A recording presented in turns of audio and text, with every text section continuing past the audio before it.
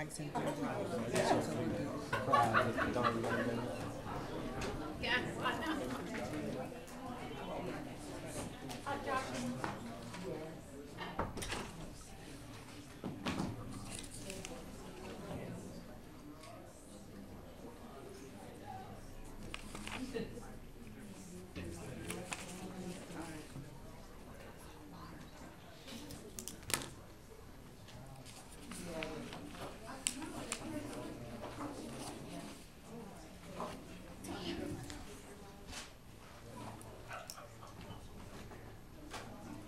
Darn it.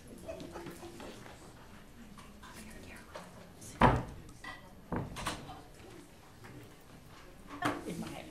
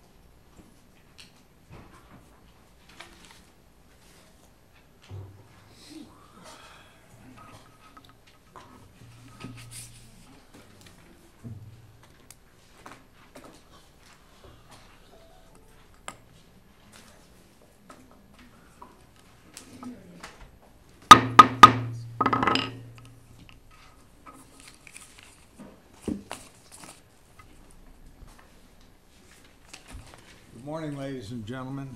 Welcome to the June 2018 meeting of the North Carolina State Board of Education. I'm Bill Kobe, Chairman of the Board, and I call this meeting to order. Welcome to board members, advisors, staff, on-site visitors, and online listeners and Twitter followers.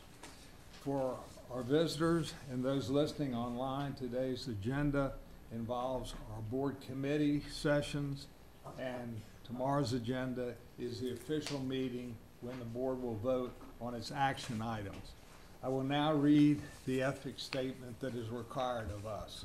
Board members are reminded that it is our duty to avoid conflicts of interest and the appearance of conflicts of interest as we handle the work of this board.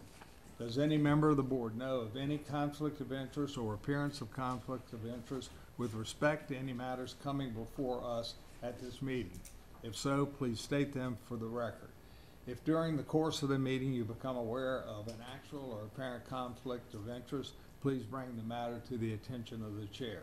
It will then be your duty to abstain from participating in the discussion on the matter and from voting on the matter.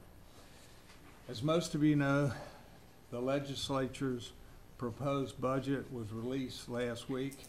Every indication is that this agency will need the additional budget cuts outlined in last year's budget bill.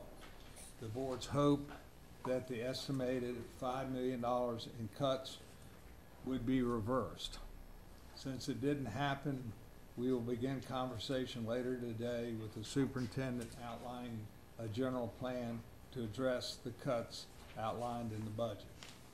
Additionally, since we last met, there's been another school shooting, this time in Texas.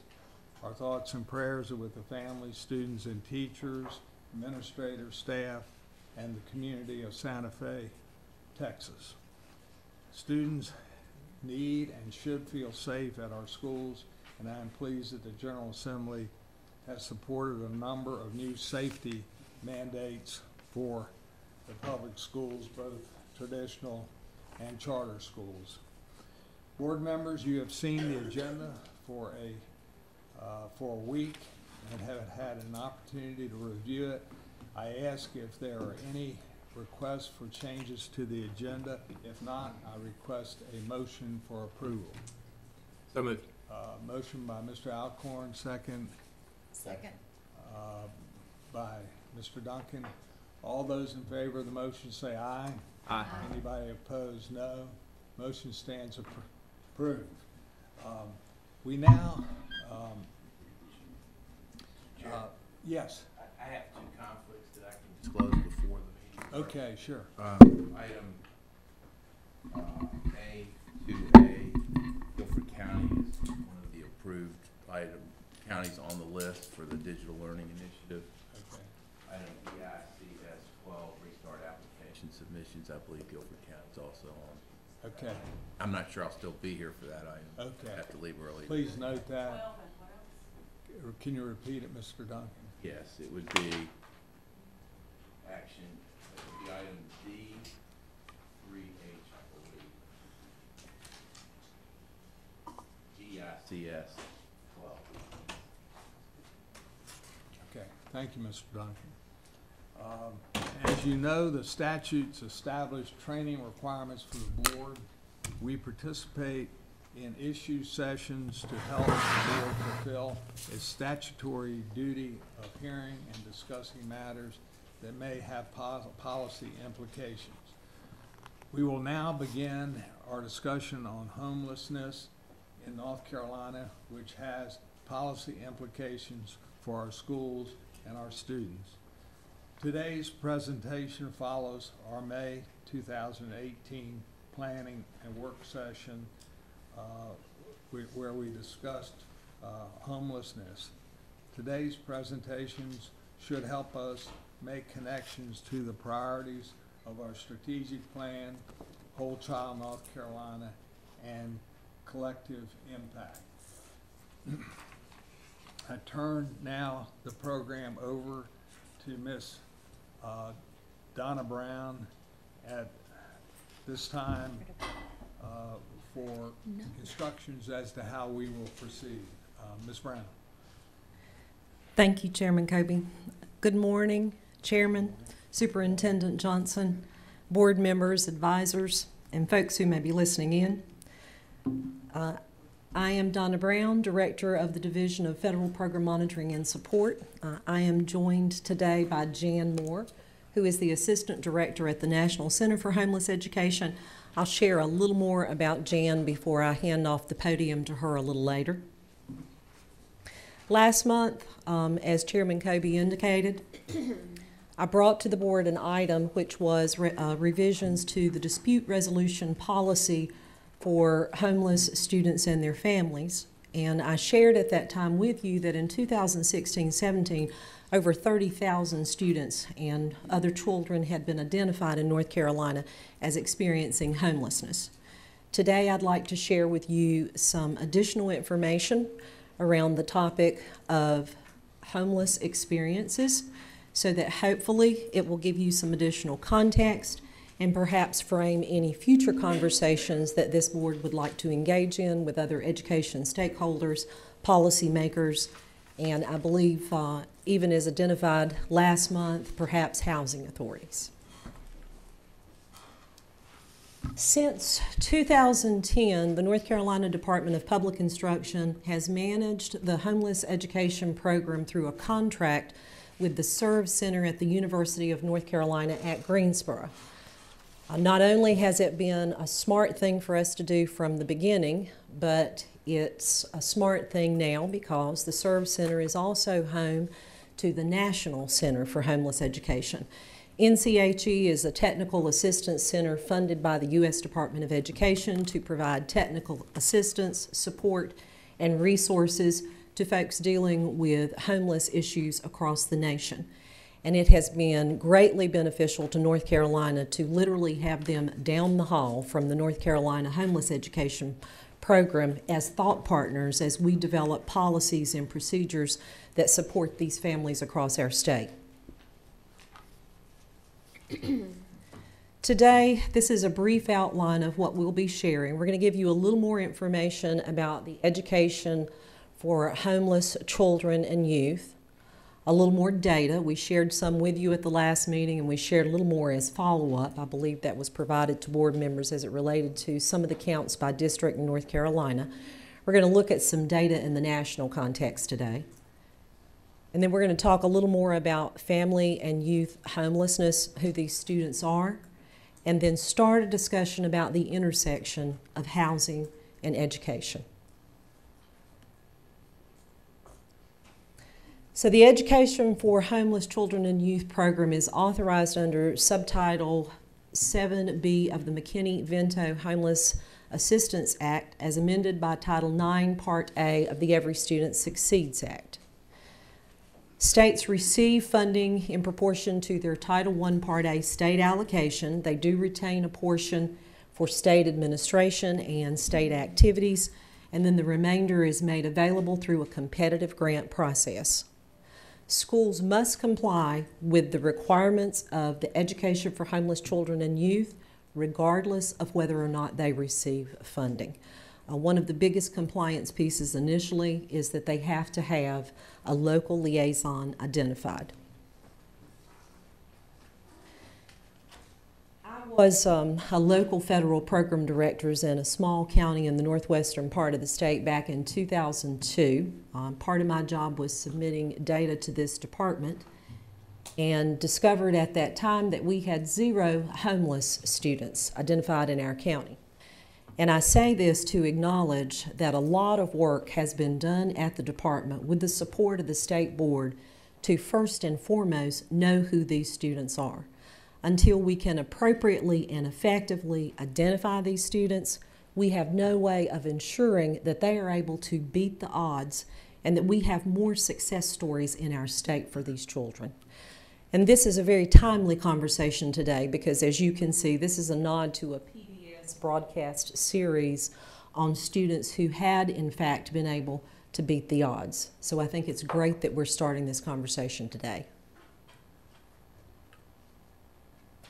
So a little more about students experiencing homelessness, and again, in the context of the board's priority for well-rounded education.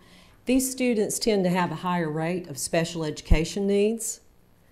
They have more mental and physical health issues. They experience, in general, greater school absenteeism, have more challenge with grade retention, and they tend to drop out at higher rates.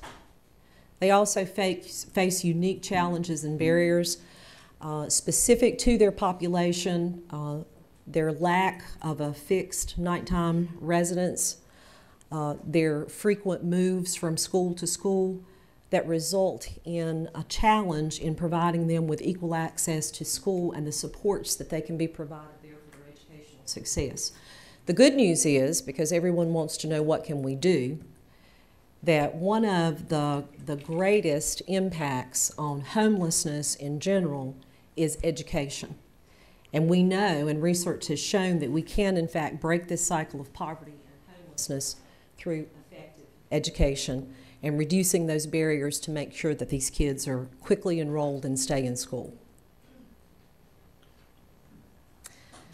This slide comes from the result of a study conducted by Chapin Hall at the University of Chicago.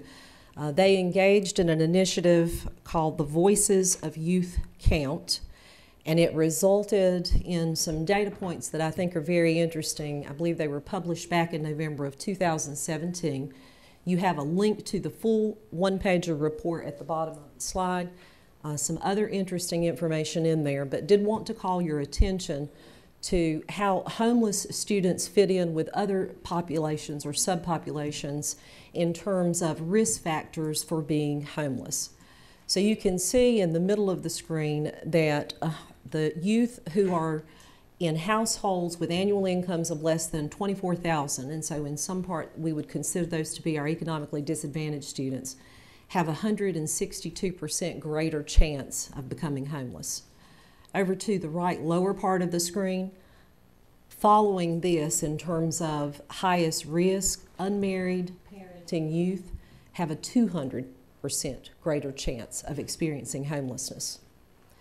If you look in the top left-hand corner, youth with less than a high school diploma or having a GED have a 346% greater chance of experiencing homelessness. So everything that this board does to support education of students K-12 makes a difference. And I really thought it was important to acknowledge that. So, I'm sorry. Yes, sir. So, some of the youth, some of the kids could fall into almost every category. Those aren't distinguished. For example, an unmarried parent could also be income less than $24,000 and non-white. Correct. Okay. Since I've got this, do you mind, tell me how do you identify the kids? Or is this self-identified? This particular study used No, I don't multiple. mean that study. I meant homelessness, the homeless. How are those? You said in your county that you had 0. How did you find those? And do they self-identify? And do they agree to be identified as homeless? They are identified based on specific definitions, which will be shared a little bit later, applied to their circumstances. So these local liaisons actually conduct interviews, if you have it, with families, and in some cases, if it's an unaccompanied youth, with the youth themselves, to determine if their circumstances warrant an identification of homelessness. And do we do that? A lot of the work that has been done at the department since I was a local director has been earmarked toward providing the tools and resources to those local liaisons that they need to make sure that we are consistently identifying homeless students across the state. A lot of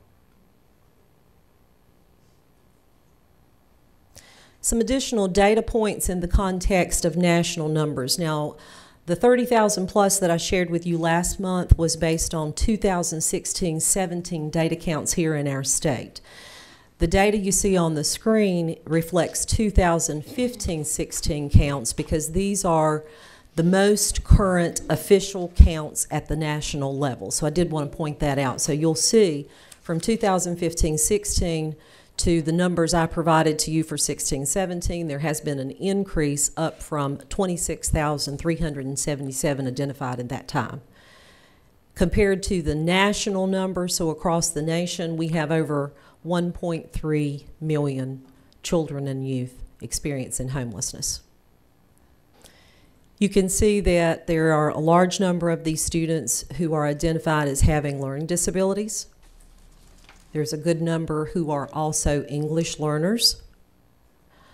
Of that 26,000+ back in 2015-16, nearly 2,500 of those were unaccompanied youth. These were youth trying to enroll in school on their own. And what's really important to note in terms of what their living circumstances are is that 72.1% are doubled up. The majority, as you can see, of the K-12 students identified live in doubled up situations, which is shared housing. The families living doubled up are often confined to one room. They're frequently asked to leave without notice. They are often fearful that they may do something to discourage their host from allowing them to continue living there. The children often do not have adequate space to study and prepare for school the next day. And as a result, are overall and often not very well prepared to perform in school.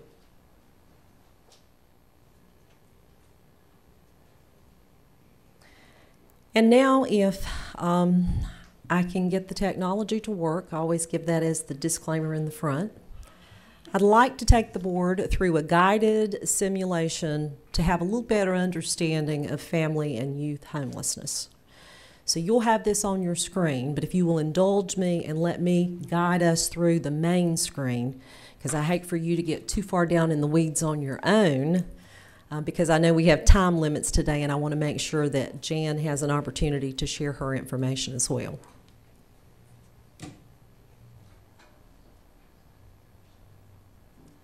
This simulation was developed by the Urban Ministries of Durham County.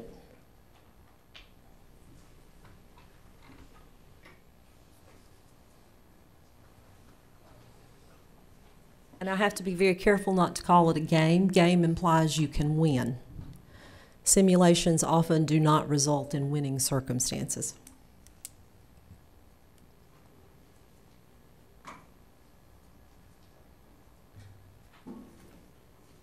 And for the people who may be listening on the audio, Urban Ministries of Durham serves over 6,000 people every year, but you'd never need help, right?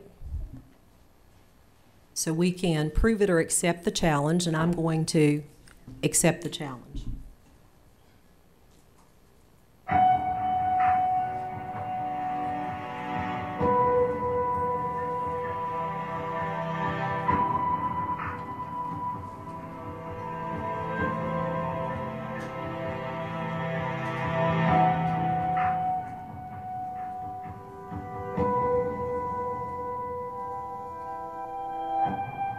So our objective is to try to make it through the month, and the first thing we need to do is find a job.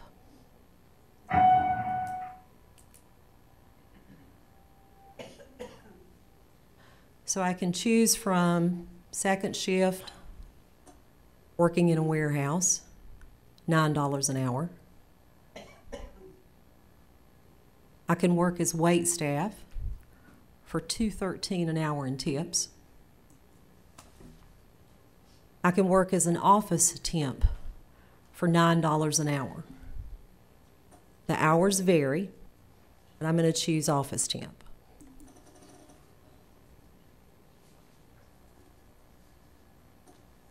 My monthly pay is based on 40 hours a week, but temp jobs often vary.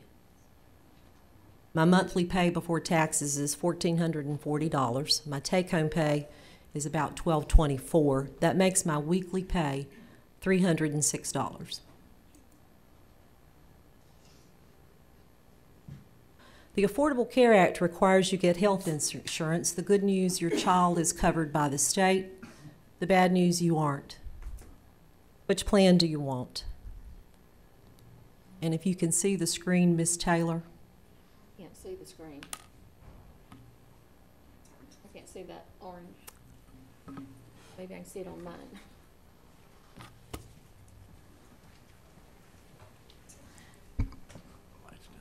And I can't see from here to the screen. Yeah.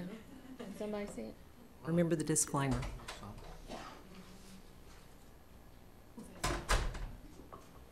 The gold plan is going to cost $329 a month. The silver plan is $268. The bronze plan is $232. Or I can opt out and pay the $12 penalty, Ms. Taylor.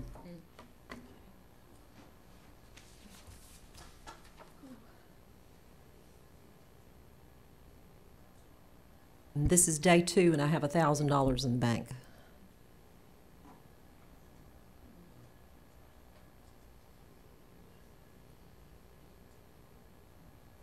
Want me to make the hard decision? Yes, I'm hurting inside. My heart is racing. I feel homeless already. I'm going to opt out. Please, I don't know what $12 to do. I need penalty. help.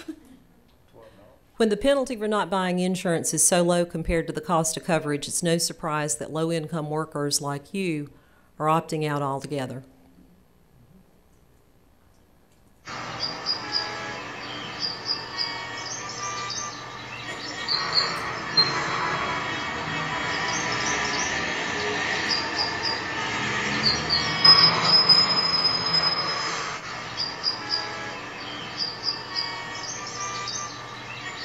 I thought the sound was going to stop here.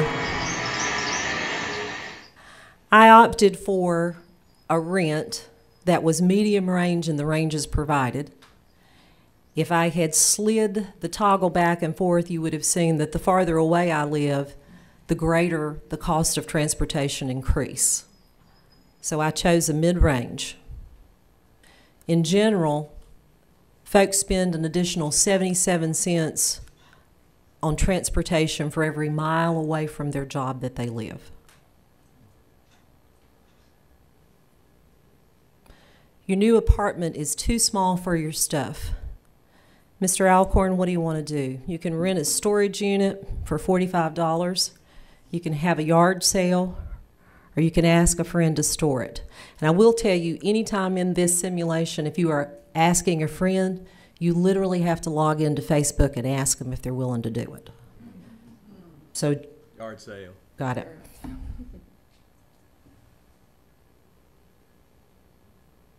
You sold a bunch of stuff, but you only made $150. You can see what the balance is your bank account as a result. And we're on day 4.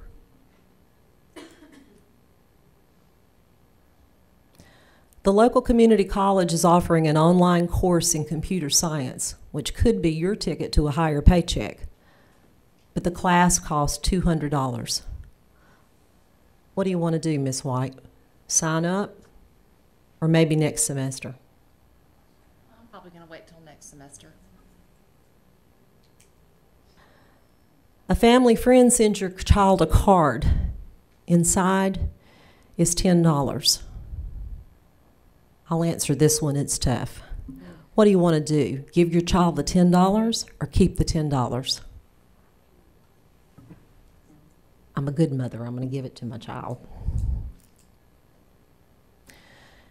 Everyone is pitching in for a lottery pool.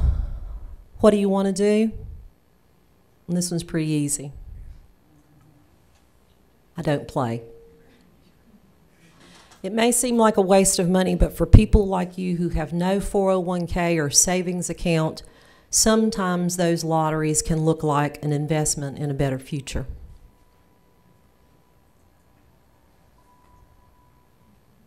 Your car's registration is due. You'll see you have $331 in the bank. It'll cost $250 to get it road legal.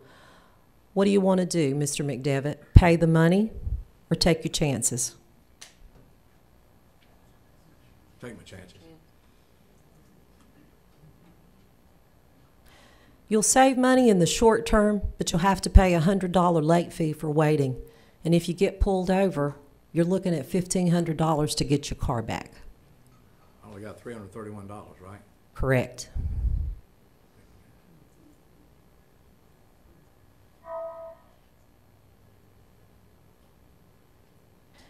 Your child's going on a field trip to the Natural History Museum.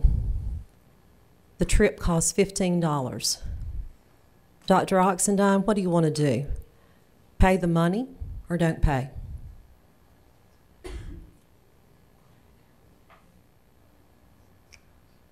I want to pay the money.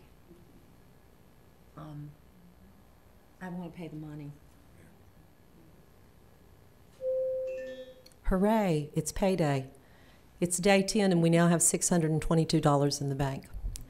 Your child's sneakers are falling apart and it's time to buy new ones. Name brands are important, but they don't come cheap. What do you want to do? I'm going to go to the thrift store. You're doing some filing when you hear two full-time employees saying things about you that are hurtful, not to mention untrue. What do you want to do? I want to keep my job. I'm going to stay quiet. A little exercise goes a long way, both for keeping you healthy and relieving stress. You need to start a regular fitness regimen. What do you do, Chairman Kobe? Join a gym for $75?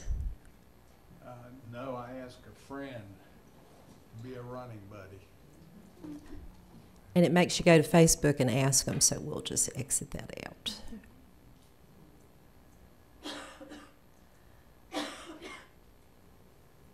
Your kid has a friend over when you hear the telltale sound of an ice cream truck. They both run over to the truck. What do you want to do? Well, as a parent, I want my child to have as normal a childhood experience as possible. I'm going to buy some ice cream. Your best friend from childhood's getting married, and they want you to be in the wedding. The only problem is it's in another state. What do? I just have to say I can't go. This one takes a little while, so I'm just buying some beans and moving on. But did want to share that almost 15% of American households have a hard time getting enough to eat at some point during 2012. So remember as we proceed, I have $607 in the bank, but I only have 6 cans of beans in the pantry. And I'm on day 16. The flu's been going around, and it just hit your house. Your child is running a fever and has the chills, but you're supposed to be at work. Miss Scott, what would you do?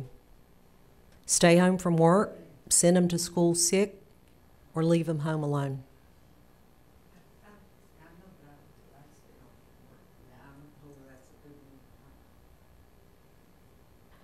There goes another day of pay, plus another strike on your record. And you'll see over in the left-hand column, there are job strikes. We just got one. And it's payday. You're sure you weren't speeding, but the cop who gave you a ticket disagrees. What do you want to do, Miss Godwin? Pay it off, $250. Contest it in court.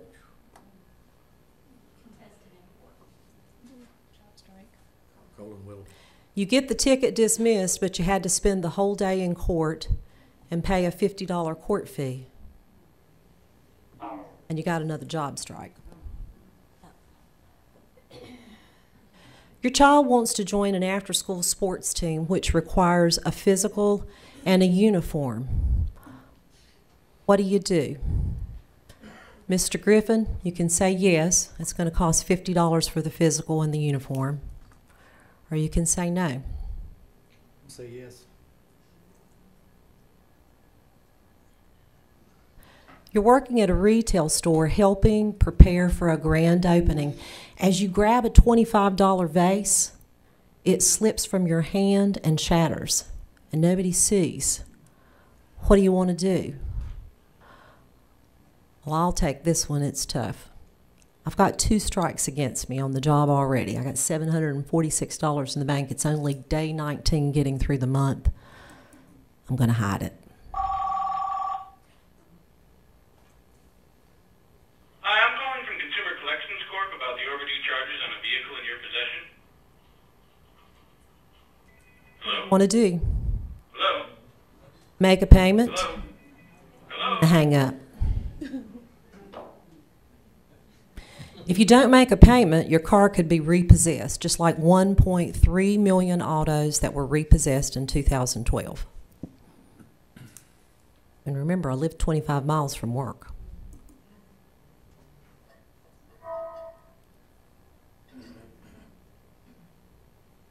You come out of your house to discover that someone has siphoned the gas from your car, and you're already running late for work.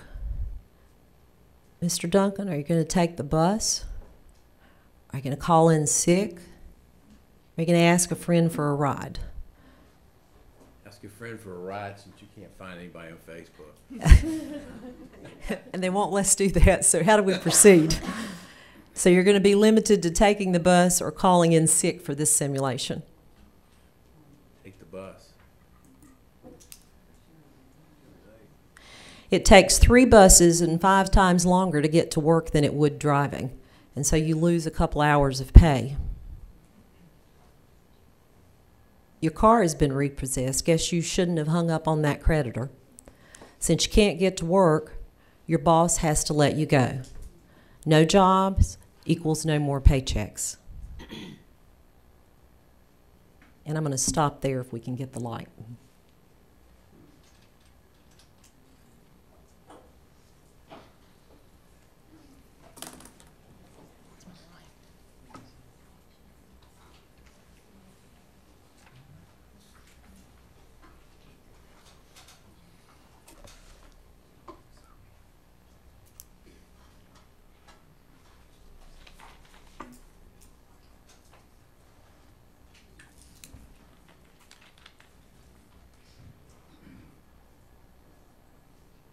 And the next slide is going to ask for your reactions, so I'll go ahead and ask for your reactions while we're trying to get the slide deck going.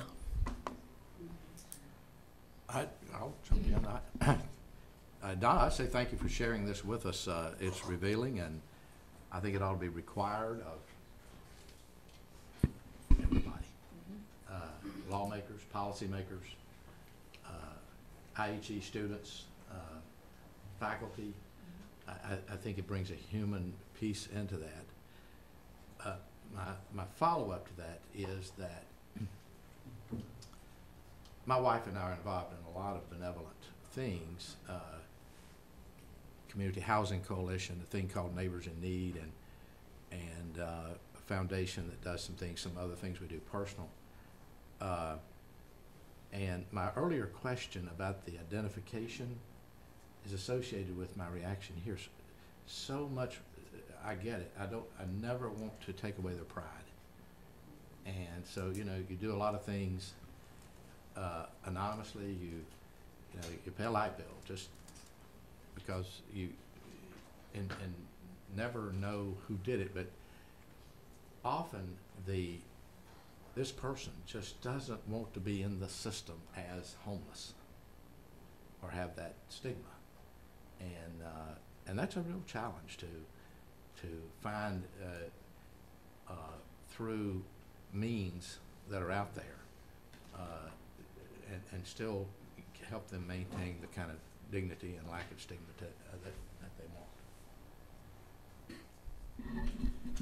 I just want to say, as I've traveled the state and spoken to especially beginning teachers, I've stressed the importance of home visits. Home visits are so eye-opening. It gives you insight to the struggles that a family goes through. And I tell the story of one home visit I did when I went to what looked like a seemingly big house. And when I went through the doors, I saw that there were tarps hung crisscross throughout the house, and there were multiple families living in this home. My child was in the back left-hand corner, 2 cots, a hot plate, and a black and white television set. Mother had died, Dad was working in the fields, and this child was alone all the time. And that man's greatest want and need was for his child to have better than he had. So in the simulation where the child can't go on the field trip, I paid for that field trip. When the child didn't have the shoes, I bought the shoes. That's why I need this board, the legislators, to understand teachers are doing so much more. We're providing for families out of our pockets because we love our children and we want them to maintain their dignity. So I appreciate you bringing this to light and shining a greater light on the circumstances that our children are going through every day. Thank you. There's the voiceless demographic of the young children that can't do anything about this, and the cost that is associated with that to the state, and to the federal government, and to the local communities is astronomical. I think I've heard $1.4 million between 0 and 18 in providing services to those who don't have the means to have even the basic things. I mean, half your slides were, what do you do when the child does X? And it breaks my heart to see when $50 million comes in, or $75 million comes in from the federal government and gets diverted to where this is exactly where it can have a positive impact, a generational change, to be able to get out of that cycle of poverty where they're helpless on being able to do it themselves. But with the right types of support, it can change over time. So it's a very good return on investment when you can go and do the things that teachers are doing and just what we can do as a society. The last thing I want to say is the slide where you had the numbers up there, where 1.3 million children, I think it was children, were homeless and 26,000 of those were in North Carolina. That's 20% of them are in North Carolina, where we're not and we're close to 20% of the population of the United States. So it's disproportionate, it appears, if I'm reading that correctly. You please correct me if I'm wrong. I will not correct you. Oh, wow, that's a good catch. That's a good catch. Children don't choose homelessness. They're the byproduct of circumstances. And this whole issue is the work that I do in the private sector. And so while this might have been a very unrealistic experience for some of you, I see this every day in my job.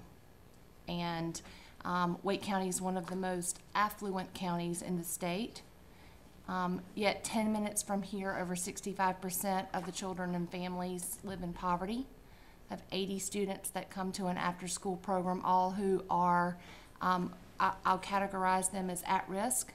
And so while they might have a roof over their head, their parents or their guardians or whomever they may be living with at the time, and that is a very real situation, they're right on the brink of homelessness.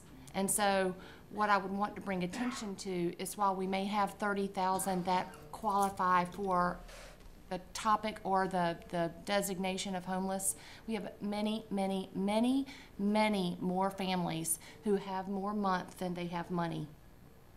And if I were Tricia, who is not here today, I would say the role and the work of the Whole Child Committee and the uniting of resources around families, and particularly around children who have no voice, would be the most important work that we could do as a state and as a Board of Education. Thank you. Ms. Brown, let me correct my math. It was wrong. It was 2%. Sorry. Not 20%. You were the math person. I was not dare going to correct you, sir. Embarrassed. Sorry. My response to this is it has a lot of pertinence and application at the school level. I could see this video being shared in high school with high school students. Really doesn't matter the grade level, because all of the factors that we saw are connected, interrelated. So a lot of decision making, choices, options, just lend itself to discussions at the high school level. Kind of a prevention mode.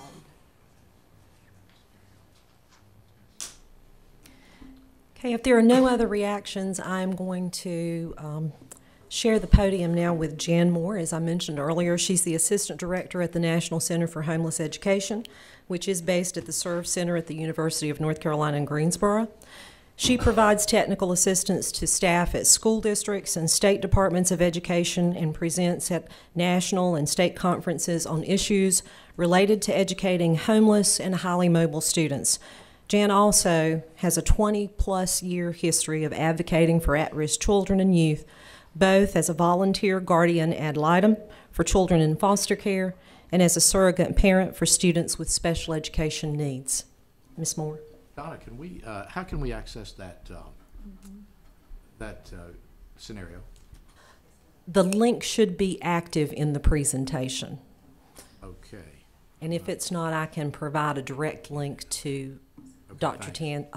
Townsend Smith, and she can provide that. Thank you. Good morning. Thanks for walking in the shoes of the people that I work with every day. And I know that I'm not going to be able to look at you because we're both going to be a puddle. So let me just give you kind of the context of family and youth homelessness. Lots of times it is due to economics. Just the lack of affordable housing all over the country.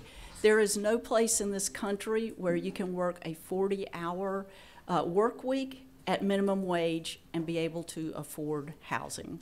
So just start with that in your mind and work out with all the challenges that you just looked at. Lots of times there are disabilities involved. one loss of job, one issue with a medical problem can push people right over the edge. Lots of times there's family conflict. We see that especially with our unaccompanied homeless youth, and you saw the high numbers of unaccompanied homeless youth that we have. There, I would say a very common scenario with youth is there is a split in the family. Dad leaves, mom has someone else come in, because a typical homeless family is a mom and 2 children. Mom has a partner come in, and if there are issues between the partner and an older youth in the house, who's helping to pay the rent? That guy's not going to go. It's going to be that youth. And so they get kicked out or leave because of the conflict. And oftentimes there are drugs involved, other issues of abuse involved. And if you think about the split up of the family with a mom and young children, there's often not that network of support that she can depend on. So we're talking about chronic poverty and traumatic stress. And here's the definition that you were looking for to identify students. It's children and youth who lack a fixed, regular, and adequate nighttime residence. And that's sort of the overall definition of the law. It does give some specifics, like sharing the housing of other persons after somebody has lost their housing, living in hotels, motels, campgrounds, shelters, just about any place that's not designed for a human being to live, and that would be cars and parks and public spaces, and then migratory children that are living in any of those homeless situations, and a youth who is not staying with a parent or a guardian who's living in one of those situations. So the McKinney-Vento definition, which is what we work with in education, is broader than probably what some of you have heard of. Shelters, especially in our rural areas, just aren't there. Or if we do have shelters in the area, lots of them are full. There are many private shelters that have age limits on young men, and I have heard even as low as age 10, if you have a boy in your family, age 10, they cannot stay in a family shelter. Usually it's a little older, but I was down in the eastern part of the state not too long ago, and it was 10, and I was appalled. Shelters have stay limits, as most of you may be aware of. It could be 30 days, 60 days. And Donna mentioned the doubled up arrangements. Those are very difficult on families. You can imagine the stress of living in that kind of situation when there's already the stress of having lost your housing and then move in with somebody else with all their stuff going on. The Housing and Urban Development, HUD, most of you have heard of, it administers both COC, you probably have heard of. Most communities have either their own local COC or there is a balance of state for all the rest of the folks who don't have their own local one. They administer the COC grant and the Emergency Solutions, the ESG grant. And those are to coordinate housing and other services for homeless students.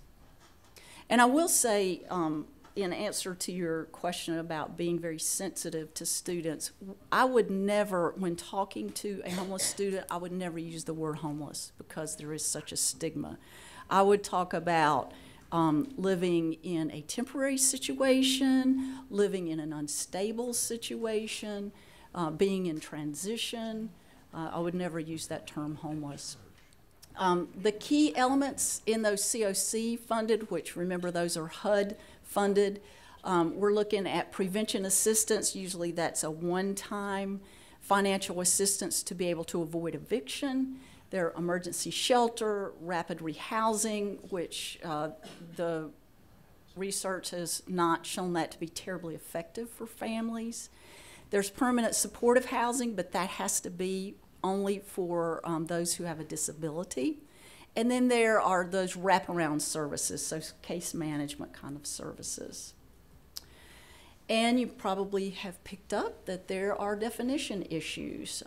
Education definition under the McKinney-Vento Act is broader than the HUD definition that the COCs use. So we understand that there are just a couple of categories that are different, but those are huge. The education definition does include those who have lost their housing and are doubled up, and it also includes children and youth who are living in motels or shelters. So let's look at this data from North Carolina. Donna showed you this earlier. The doubled up percentage in North Carolina is 72%. Well, you add that to those who are staying in hotels and motels, that's 85% of our students are not covered by HUD programs. So that's huge. That's those students who are being served in school but cannot be served under HUD housing services. So why is this such a big deal? Yes, there is an overlap in the students and the families that we serve. Obviously, I'm sure the COCs would love to serve more people, but they are restricted by their funding requirements. And interestingly enough, as we're here in North Carolina, in Raleigh, North Carolina, talking about this issue, there is a hearing in Washington, D.C. right now with the Homeless Children and Youth Assistance Program, or our Act, I'm sorry. And they are talking about this very issue of the definition difference. And so I'm hoping that that's going to move forward in a positive way. So some families and children are going to move in and out of HUD eligibility. So because they're doubled up, they're not eligible, but then they might get kicked out of where they're doubled up and they go into a shelter where they would be eligible, and then they come back, or they might go into a hotel and pay for that for just a short period of time, because lots of our families can't get stable housing because they don't have first and last month's rent, and they can't pay the utility deposit. They might be able to pay the actual rent, but getting into a situation that is fixed is just an impossibility because they can't save up enough money to actually get their foot in the door.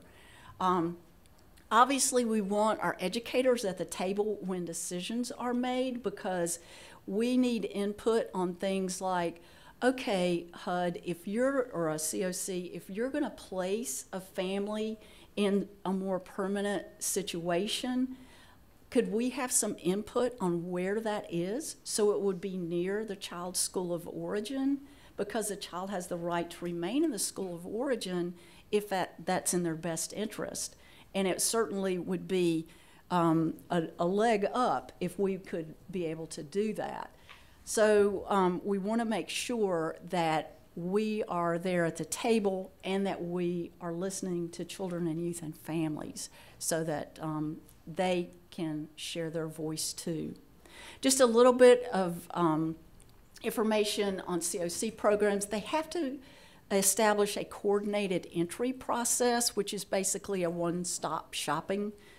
Instead of sending families to every single program they might be eligible for and having to fill out multiple forms and re-traumatizing them because they have to keep repeating their story of losing their housing over and over and over again. So this has been a really good thing. It's a way to navigate that maze of services. So the time for partnership, I believe, is now, and not just in North Carolina, but all over the country. There are lots of really good things going on. McKinney-Vento requires collaboration, and Donna mentioned that local liaison for homeless education who's at every school district. They're required to refer folks out to community organizations, and the COC also is required to include schools, and it's usually the local liaison, in their planning and their implementation. So we already have legislation that puts us together, and at the national level there is Voices of Youth Count, which Donna showed you those numbers. Excuse me. YHDP is Youth Homelessness Demonstration Project, which we are very involved in. We're providing the technical assistance. There are currently 10 sites across the country, and we are working with them. This is a HUD initiative, but they have required that education come in and be a part of this, so we're working very closely with them. There's another round of 10 more sites who are in the process of being funded, and I'm almost positive that there's going to be a third round. So at the national level, we see the value in working together and trying to figure out how we do this together to serve kids. We need each other. Schools can't provide everything, and we don't pretend to say that we can. That's not our jobs as educators, but we need to have places to refer families when they need those other services. So there's lots of research about the importance of kids being stable in school, finishing up school, not dropping out, but we've got to engage them, and to engage them in school, they have to be stable in a school. So this is really our opportunity to change the course. Again, just looking at some of the research on school engagement, school stability, and how important it is. I can't tell you how many youth that I have talked to who have graduated get scholarships because these kids are bright and they're motivated, and it is amazing how often they say, I want to give back. I don't want to have anybody else experience what I experienced. They're going into education and social work and attorneys. They're doing all kinds of things to be able to give back because they see the value in that. And so obviously educational supports can change the future of our children's lives.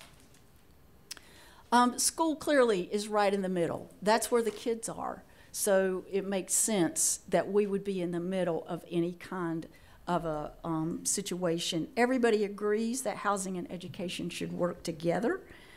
We're certainly not where we need to be to make that happen, but there are some really positive structural pieces that can guide that work.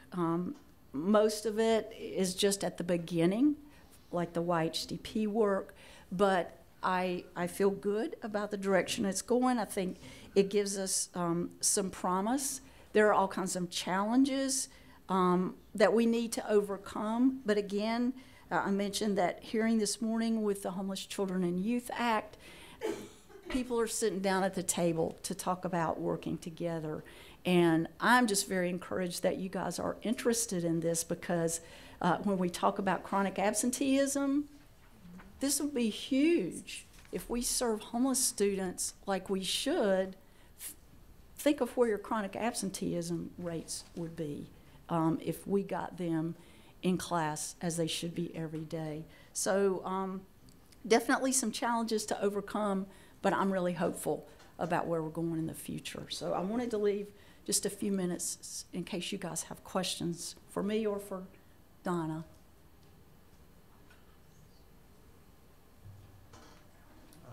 Yes, Mr. Duncan. Thank you. I think you asked at the end of the presentation how we felt, or words to that effect, and the only word that comes to mind is heart-wrenching. And it is heart-wrenching. The circumstances that so many of our children in our schools are in, or find themselves in, are so difficult. And yet we have them facing very high accountability standards when they have very difficult accountability standards at home. The numbers, I think, are interesting because, as Greg pointed out, it's 2%. Seems to be North Carolina. As I do a quick computation, the number of citizens in the country, I think North Carolina represents maybe 3% roughly of the citizens in the nation. And yet, if you looked at our numbers, there's a rise from 26 to over 30 in the 2-year period. So it's rising at about 8% a year. Which, to Wayne's point, I think there is underreporting issues that still exist, and that's probably illustrated by the difficulty of what the reporting accountability measures are. So I think it's a rising problem, and I think if you compared legal aid funding, where nationally, if it goes down, North Carolina still stays the same. The good news is North Carolina stays the same. The bad news is that's because we have so many more people who qualify. So this is a problem that's exacerbating and accelerating in our state and not going in the other direction. Philosophically, and I think there's a real tension point that if we think deeply about this, a lot of our citizens blame the parents and are unable in their adult assessment to separate out that the children don't have anything to do with the circumstances they find themselves in, other than that they have parents who are there. And that also doesn't mean the parents don't care in many instances. Many instances they care very deeply. And so how we find ourselves to negotiate that issue, which is an adult issue that we all struggle with, I think, a lot of citizens struggle with, how we deal with that and realize our children are innocent here and we need to find ways to support them. Lastly, I'm interested in thoughts on this, but my comment would be, I think we're part of the problem. If you look at the employees of the state, all the educational employees, there are not insignificant percentage of them who are parents. A lot of them are parents. And there's also not an insignificant percentage of them who do not make the type of living wage you suggested that would be necessary in order to afford housing. If you look at the salaries for a number of our classified employees, they do not reach that level. And so because we're not in a place to appropriately pay a living wage for our employees throughout the state, who are parents of children in our schools, we are a part of the problem. And we should recognize that and acknowledge it and decide what we're going to try to do about it. Cool. Yes. I want to go back to the story of the child, and I want to say to Amy, you're so right. It is a whole school, whole community effort to change and to break the cycle of poverty and homelessness. And I want you to know that my community rallied around that family. We were able to get new housing. We were able to put him in touch with resources through our social worker and our counselor, which we had on site back then, full time. Again, the importance of having those support systems in place at our schools. But also, our staff rallied, and on days that it rained, he came to my classroom. He couldn't read, he couldn't write. The dad was illiterate, not only in English but in his native language. So the ESL teacher and I taught him to read that year and how to sign his name other than just an X. We helped him get on a path to being more successful. And we realized that there were parents just like him. So we opened up a parent literacy time where we were teaching our parents how to read and write. And we opened up our computer labs to help them create resumes because they didn't know how to do that. There's so many things that are done through the schools to help better the families and to help them, plug in and to have a better life. And I just want everyone to know we need the funding to be able to continue those efforts, to be able to really make a difference in the lives of not just the children, but their families, because their families are the ones that have the circumstances that are causing our children to live the lives that they lead. Mm-hmm. So, just please continue to shine a light on it. Thank you. Okay, Mr. Davis. I'm not sure who to direct this question to, but was there anything in our state's most recent budget that addresses this issue or helps to deal with this issue? Does anyone know if there was anything? Perhaps Cecilia would know. Anyone? Yeah, sure. So I'm not aware that there is anything. I'm aware that we're providing substantial budget cuts at a time when our children are really hurting. And to Mr. Duncan's point, we're not paying our employees much, so we're part of the problem. I think we're a big part of the problem. And at the very least, we're not part of the solution. I mean, it's historically been a point of pride in North Carolina that we take care of each other. And I think to a large degree, we've lost a significant bit of that in realizing the importance and value of every North Carolinian, regardless of whether you have a residence or not. And I think it's incumbent upon us to speak up for these children, frankly, their parents,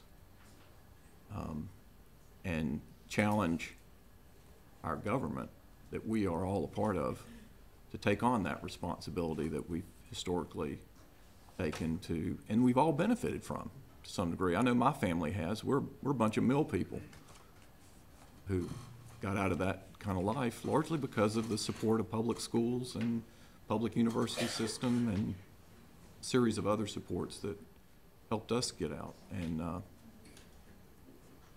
I think we need to speak up and challenge our funders to invest in North Carolinians, especially this talent that is hurting so much now.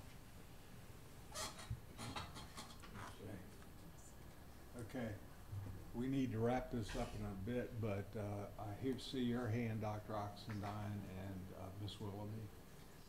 Go ahead, and then. Well, I apologize for being late, but I had reviewed these slides, and, you know, this is obviously something that, you know, we care deeply about, and I hope that people feel the passion around that whole child model being one of the ways that we can begin to solve that problem. But, you know, in terms of Mr. Davis's question about the budget, you know, and this probably already came up, and I apologize if it has, but I don't really apologize because I think it's worth saying again. You know, when I looked at what happened to the early childhood funding being supplanted, basically, that is just a total obvious and demonstrated lack of understanding what these young children need. And we know, and Mr. Alcorn, I hope that you will give us more information about the wonderful project that you're doing that is now growing across the state with AppSeed. You know, that is a solution. But, you know, when we have a solution at hand, we have increased federal funding for early childhood, and our state leaders supplant the state funding that was already a part of the promise from last year's budget. You know, that I just have a very hard time understanding that. I have a hard time understanding why we don't put more counselors and social workers and nurses in school. This population of children has a lot of needs beyond just a safe place to sleep. They have that need first and foremost, but there are a myriad of other needs that can be at least partially met if we would put the right people in schools. I appreciate Mr. Duncan talking about the livable wage. You know, I look at this county where I live, this one, we're very prosperous, we've done very well, and now through the housing demand, we're gentrifying neighborhoods and running people out who can't afford to stay where they have lived maybe for multiple generations. You know, we have a lot of problems, and you're right, Mr. Duncan, they're adult problems. And we have to have the wherewithal to solve them. And I think, I appreciate that we've been a state, like Mr. Davis, I benefited from so many of the services provided by North Carolina. And how can I look at young children and deny them those opportunities? I don't understand how people do that. Dr. Oxendine. Just a quick question about the data frame. The 26,000 kids in North Carolina who are homeless, do you think that has, to what extent did Matthew impact that number? Donna, that would be a question to you. That's an excellent question. Not. But I think you said 800% increase in Robinson. Generally, when we experience natural disasters, we will see, specific to those communities, the numbers rise. Mm-hmm.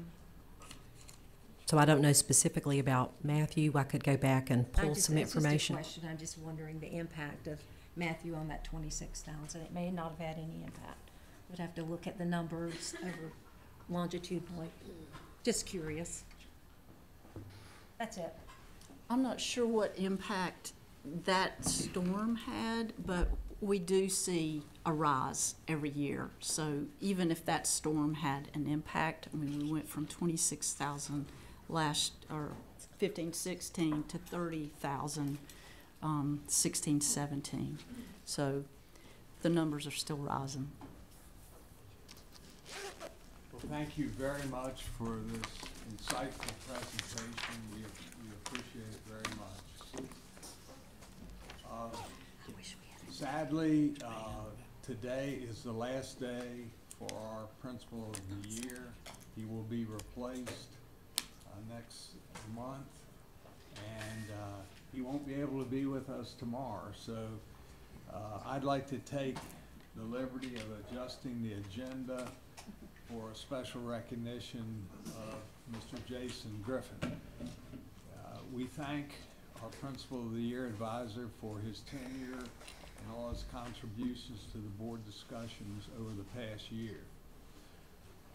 Mr. Griffin has served as an excellent advisor to this board for a year, and his contributions have been invaluable. I now call on Mr. Griffin to share a few words with us before coming up to receive a certificate for your service, and also have a photo taken with the board. So, Mr. Griffin. Well, I want to begin by saying it's truly been an honor to serve on the state board as an advisor. And I jokingly tell people, you know, by the time that I actually figure this out, you know, I'm now, you know, passing the torch off to my friend Tabari Wallace. But it's truly been an honor. It's been a privilege to travel the state and be a voice for principals and students, parents, and, you know, community stakeholders all across the state. I've truly enjoyed my time, and this will not be the last time that you see me. I will be back in another capacity and hoping that I can share out great things that are happening across our state. Thank you, Mr. Griffin, and please come forward, and will the board members and advisors come forward too, so we can get a picture with everybody. That's good.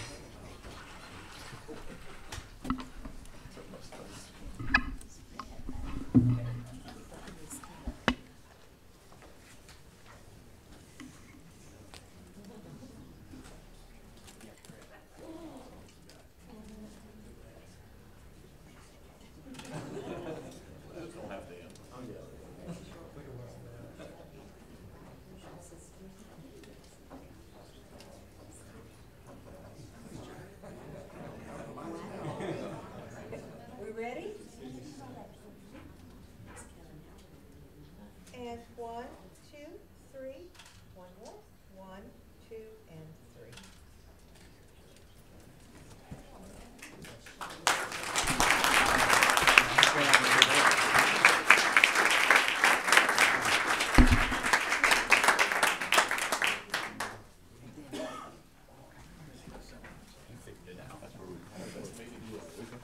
We saw them.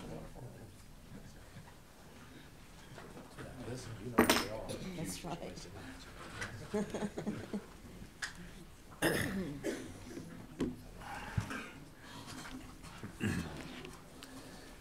And now I'll call on Mr. Greg Alcorn, the chair of the Business Operations Committee. Thank you, Mr. Chair. My name is Greg Alcorn, Chair of the Business Operations Committee, along with Todd Chastain as Vice Chair. I've got one action item of Biz Op 1, which is a policy amendment about program enhancement teachers to HB 90. We heard a presentation of that last month, and we'll bring that, ask the board if there's any questions or comments at this time for that. Hearing none, that'll come up tomorrow. Vote. We have 3 actions on first read. The first one, asks Ms. Verna Labahari to come forward, and maybe that's Emma Bratton who will come forward to make a presentation about the digital learning funds and in 3 areas of planning, implementation, Innovation Academy. Welcome. Thank you. Thank you so much. Good morning, Chairman Kobe and members of the State Board. I am Emma Broughton, and I serve as the DLI Specialist with Digital Teaching and Learning. And we are pleased to present to you a list of recommendations of LEAs for the DLI grant funding. So this year we had a total of 90 applications from across the state, and we believe this interest in the DLI grants is a result of the need evident within our school districts and our charter schools, a result of the interest in the success of implementing digital teaching and learning in their school districts and schools, and a result of the success of our first round of DLI grants. So if you recall, there are 3 grant types. There's the planning grant, where it's intended to support districts that are planning new digital teaching and learning initiatives. The implementation grant type, that is intended to provide resources for districts and charter schools to put into action their plans for digital teaching and learning, and these would be funded over a 2-year period. And the Innovation Academy grants that are intended to elevate school districts that are leading the way in digital teaching and learning by creating model demonstration sites for ongoing professional development opportunities. So we believe that these recommended LEAs, they represent the diversity of the applicant pool, and they were identified by the team of evaluators in alignment with the board policy for competitive grants. Every state board district is represented. There are urban and rural school districts, Tier 1 counties, and also charter schools. So if you prefer to see this information displayed visually, Attachment 4 provides a map for each of these grant types and the recommendations.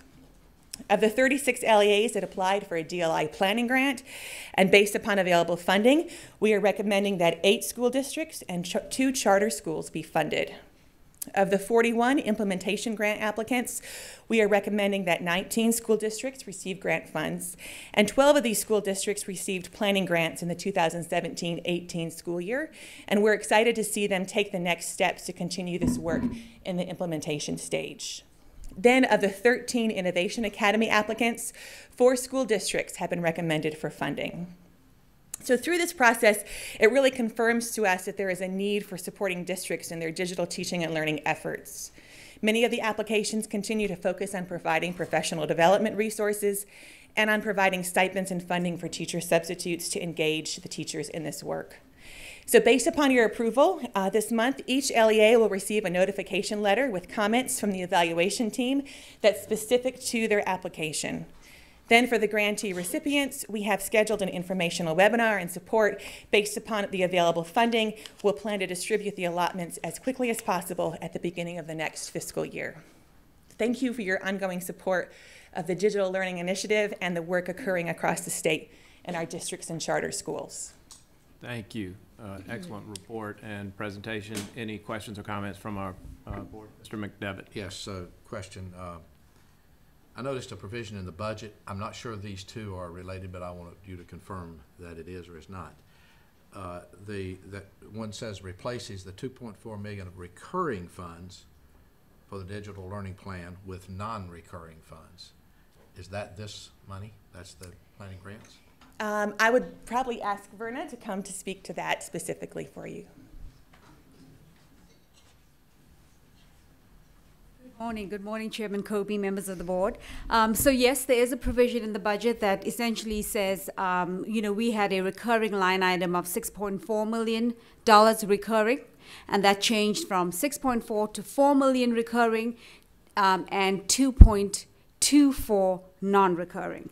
So these are the resources that we leverage for the Digital Learning Initiative grants, and we've already done some projections to account for them. Now you will notice that in all the materials that we have provided to the board and to our grantees, we do elevate that it's based on available funding.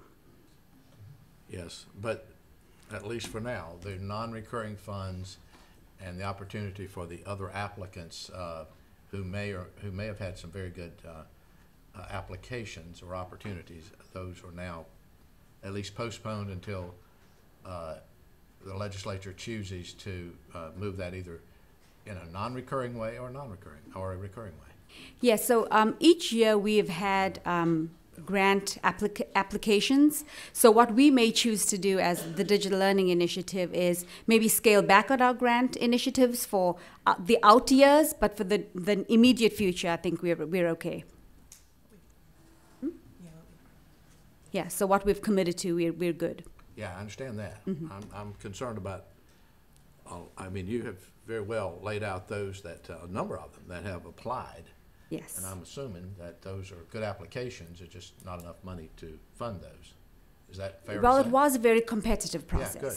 That's good. So, and, you know, we knew going into this, we had specified X number in each of the categories that we were going to fund. So we had up to numbers, and the recommendations that Emma provided actually meet those up to numbers, so. Thank you. Mhm. David? Any other questions or comments? It's good that it's actually on first read because it starts at the beginning of the fiscal year, which is next month. And that's good. That gives them a whole year because sometimes we can hit these things in June in January or February. Yes. This is applaud your sense of urgency on this. All right, that'll come before the board. Thank you. Sorry, I decided it's. All right, Biz Op 3 is a presentation on state property. I'll ask Ben Matthews to come and introduce our speaker. If he's not here, I'll ask our speaker to come on. Nathan, welcome again. Good morning. Thank you, Chairman Kobe and members of the board. I'm Nathan Mowney. I have a couple of slides here to share. I'm an architect and lead consultant with the school planning section. And this is just a brief summary of highlights of the first time for this report, which is a report of state property by each agency. Session Law 2016-119 modified General Statute 143, 341.2B to provide for collection and better management by the Department of Administration of all state-owned facilities. And this report is due July 1 for the first time, and then annually thereafter. It's a summary of the property under this agency's purview. The format for the report, the templates were provided by State Property Office and Department of Administration for us to use in this initial cycle. They have a report due in December back to the legislature, and I'm sure there'll be some dialogue as we complete some of these fields, which they've indicated they will complete regarding FCAP figures, estimates for facility condition assessments, which are provided by within Department of Administration, the State Construction Office. So several of those fields are missing in this report, and that's by instruction. Data for this building, education building, the warehouse, textbook warehouse, other similar facilities are under the purview, and as it were, of Department of Administration.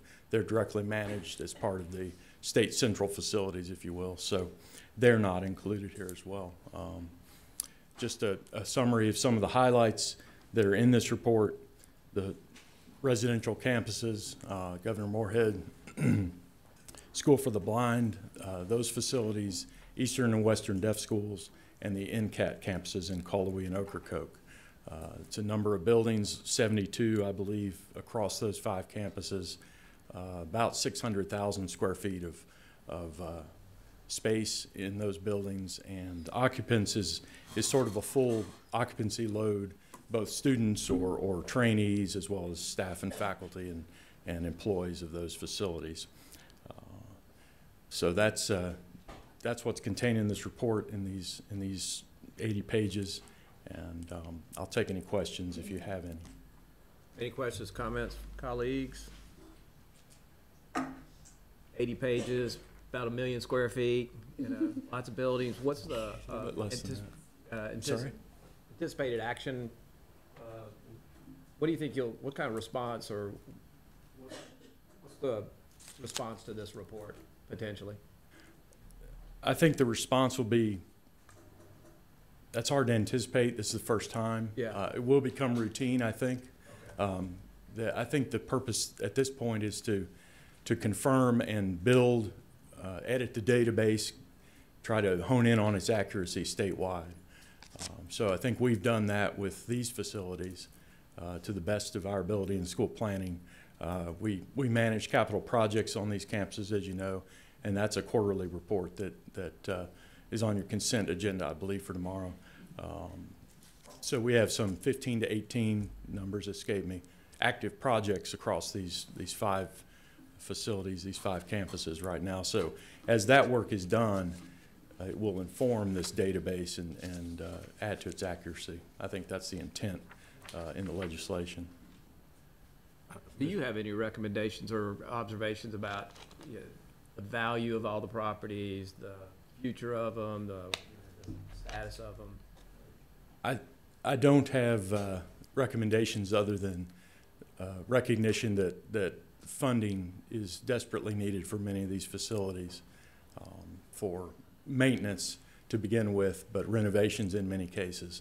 There are a lot of old buildings that are in use by a number of people. Some of them are dormitory spaces.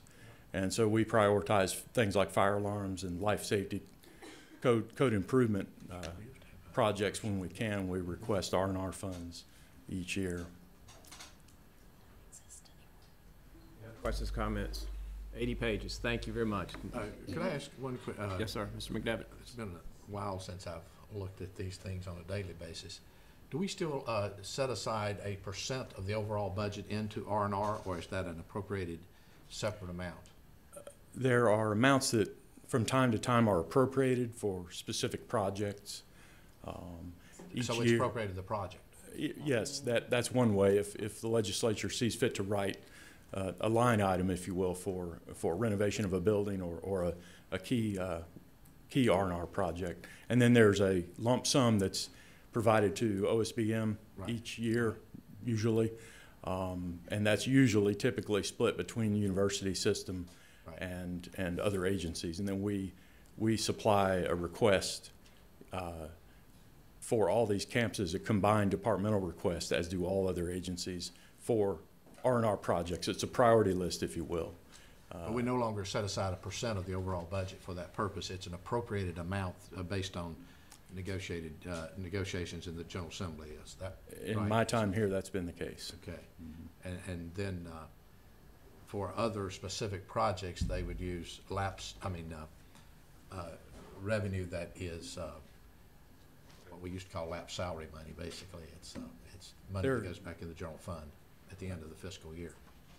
There are some receipt funds that are available in some cases, for instance, at Zoo or well, I'm not thinking that broadly. I'm thinking at the GMS campus, at the blind school, or at any of these other campuses where they have leased space to other entities. There may be small amounts of money that can provide some maintenance resources for those campuses, but at the state level, that's not something that I'm. So back to Greg's question, do you think we're ahead of the curve? I don't, to be honest with you. Okay. Thank you. That'll come before the board tomorrow for a vote. Thanks, Monty.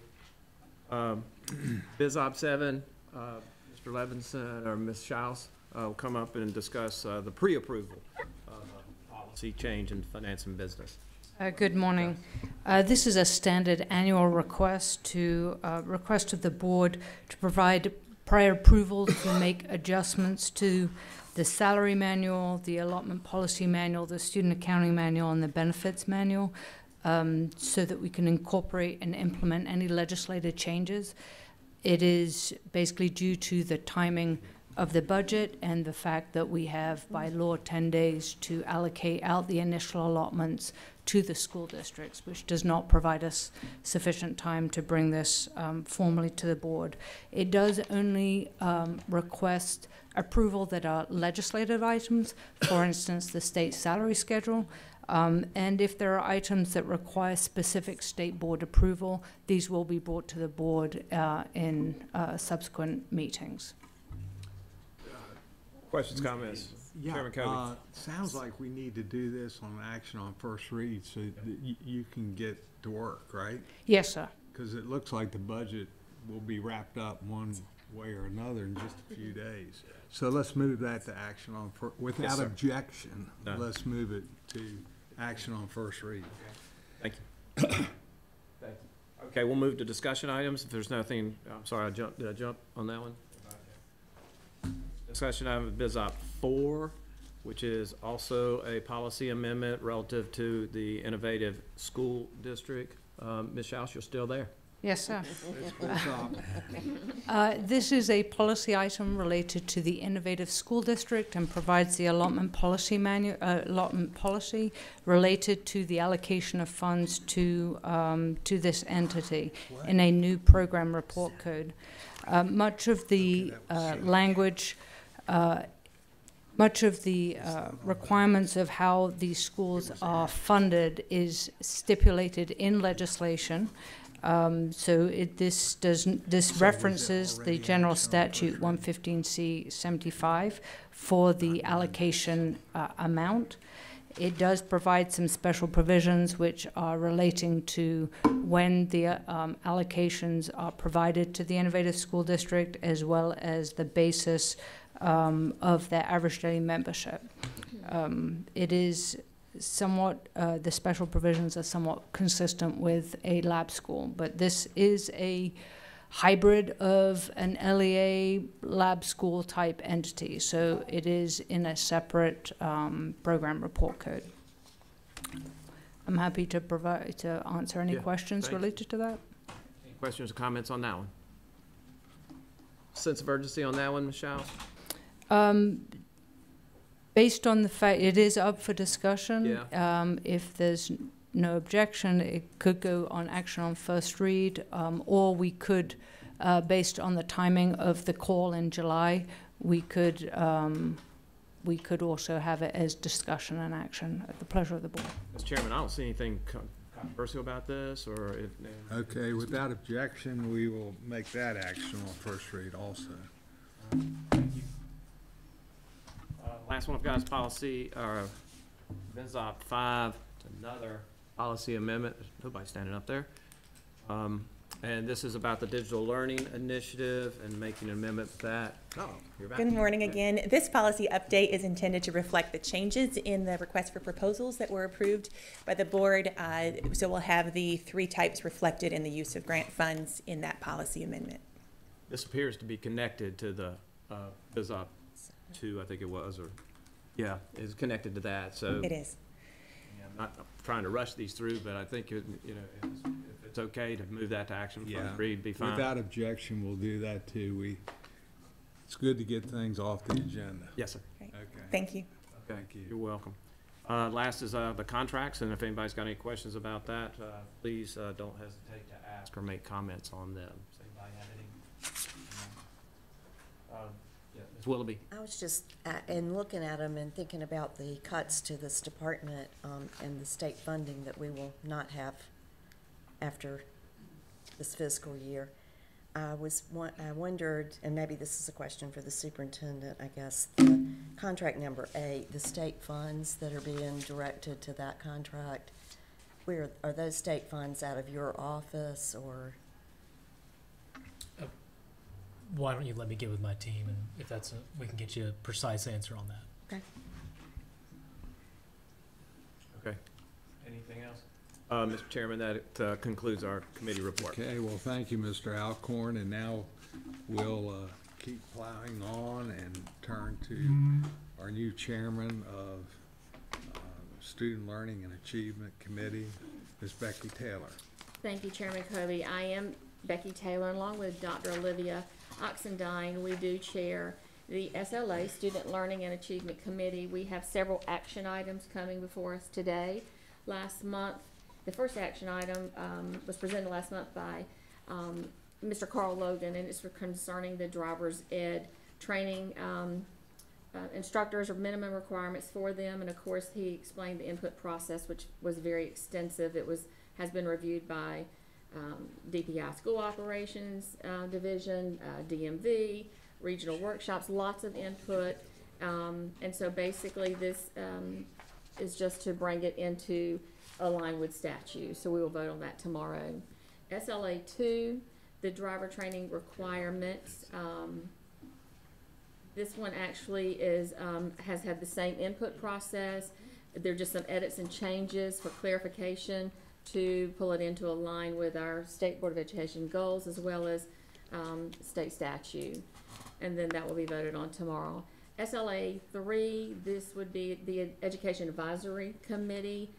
policy. There were some changes and edits here to adjust the meeting requirements, add an affiliation, agency affiliation, and then also dealing with the allowing the members to serve at the pleasure of the State Board of Education.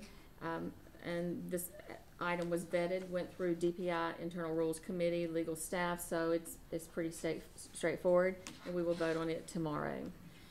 SLA 4, this item was presented last month by Mrs. Sneha Shah Coltrane, and it dealt with the North Carolina academically and or intellectually gifted program standards update. And this was an item that we did have a little bit of input from, but there have been meetings, and at this point we feel like and we're reassured that everything is ready to go. Everybody's happy with it. There's some institutes of higher learning that are pleased with some of the changes, and if you will see that based in your executive summary, it discusses the feedback from stakeholders over the past month, and those were incorporated into the policy that we'll be voting on tomorrow. Are there any questions on this one?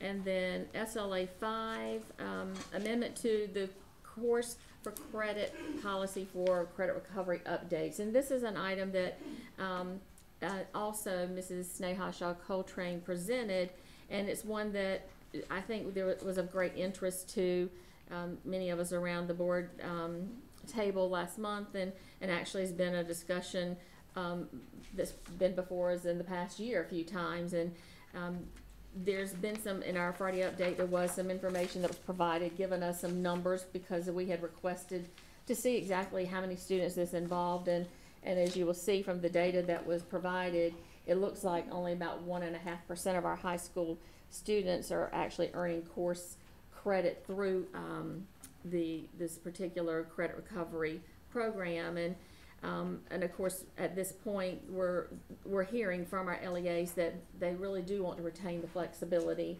and because there are a lot of unique situations, and it does appear that that is how it is being utilized, which is the purpose of it to begin with. So at this point, this will be an item that we will vote on tomorrow, unless there's any questions or that may be asked of Mrs. Shah Coltrane or any comments. And then moving into our next item, SLA 6, the policy amendment for dispute resolution process for the homeless students. And after having our very informative presentation with Ms. Donna Brown this morning, this kind of ties right into it, and it's basically, you know, stating the policy based on what is required, because we do have to follow certain guidelines in how we're dealing with the definition, how we're serving these students, how we're handling them at the local district. And so this item was presented last month for discussion, and we will vote on it tomorrow also, unless there's any questions or comments. Okay, those are our action items. We do have 3 very informative business, new business items that I'm proud to be able to present today. And I'm going to ask that our Chief Academic Officer, Dr. Stacy Wilson-Norman, to introduce this item as well as introduce our presenters. The first item deals with our English language, arts, and mathematics standards, and it will give us an implementation update. Good morning. Back in February, we presented our policy for review, revision, and implementation, and we also shared with you an update of where we were with our standards. We have been up to a lot since that time, and we want to update you on the installation that will take place on our standards in the fall.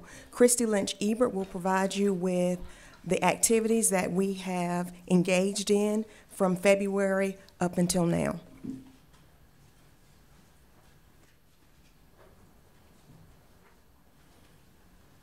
Good morning, Superintendent Johnson, Chairman Kobe, State Board members, and advisors. Our purpose today is to provide you with an update, as Dr. Wilson-Norman shared, on the installation of the new standards, which has taken place this school year in alignment with implementation science as a framework to implement all content standards. So this chart gives you at a glance where we are with our K-12 English Language Arts standards and our K-8 mathematics standards. You saw this also in February. We have added a K-8 mathematics adoption, which will take place in this summer and school year, to this chart. But this just shows you where we are across both of those areas. And we are using these 4 focus areas for implementation science to ensure that the new standards are implemented successfully from the state to the LEAs and to ultimately impact student success. So beginning with communication and visibility, this is embedded throughout all phases of standards implementation. We shared with you some of the state and local efforts around communication and visibility in February, and these efforts continue, but we have a few new updates to share with you today. So one of these is our Twitter hashtag, NCDPISCOS. If you tweet, you can go there and visit the Twitter page and see some of the tweets that our participants are using in their training. This has been used in all of our standards trainings for ELA and math this past winter and spring. It's also being used for other content areas, so you may see some tweets about other areas in our standard course of study. And here you can see participants from the Southwest and Sandhills regions participating in ELA VIC training. Here's another one. This shows how social media helps to increase communication about the resources that have been developed and learning with stakeholders throughout the state. I think some of our participants were very creative with how they shared their tweets. And here are some from our revised math standards training. This is from a K-8 mathematics training. The tweets give you a glimpse of what the participants are learning and what stands out to them in the trainings. We also feel that using the Twitter hashtag has provided an opportunity to reinforce key concepts from training, which can help districts and charters create excitement and anticipation about implementing the new content standards. So our next focus area is professional development and how we're using this to support stakeholders during installation. When we saw you back in February, this chart was shared, and we were just getting ready to launch these trainings all over the state for all regions and for our charters. These have now taken place during winter and spring of 2018. That's where those tweets came from. Now, as we're moving forward, here are just some examples. We actually have so many things that it would take longer than our allotted time to go through each individual item.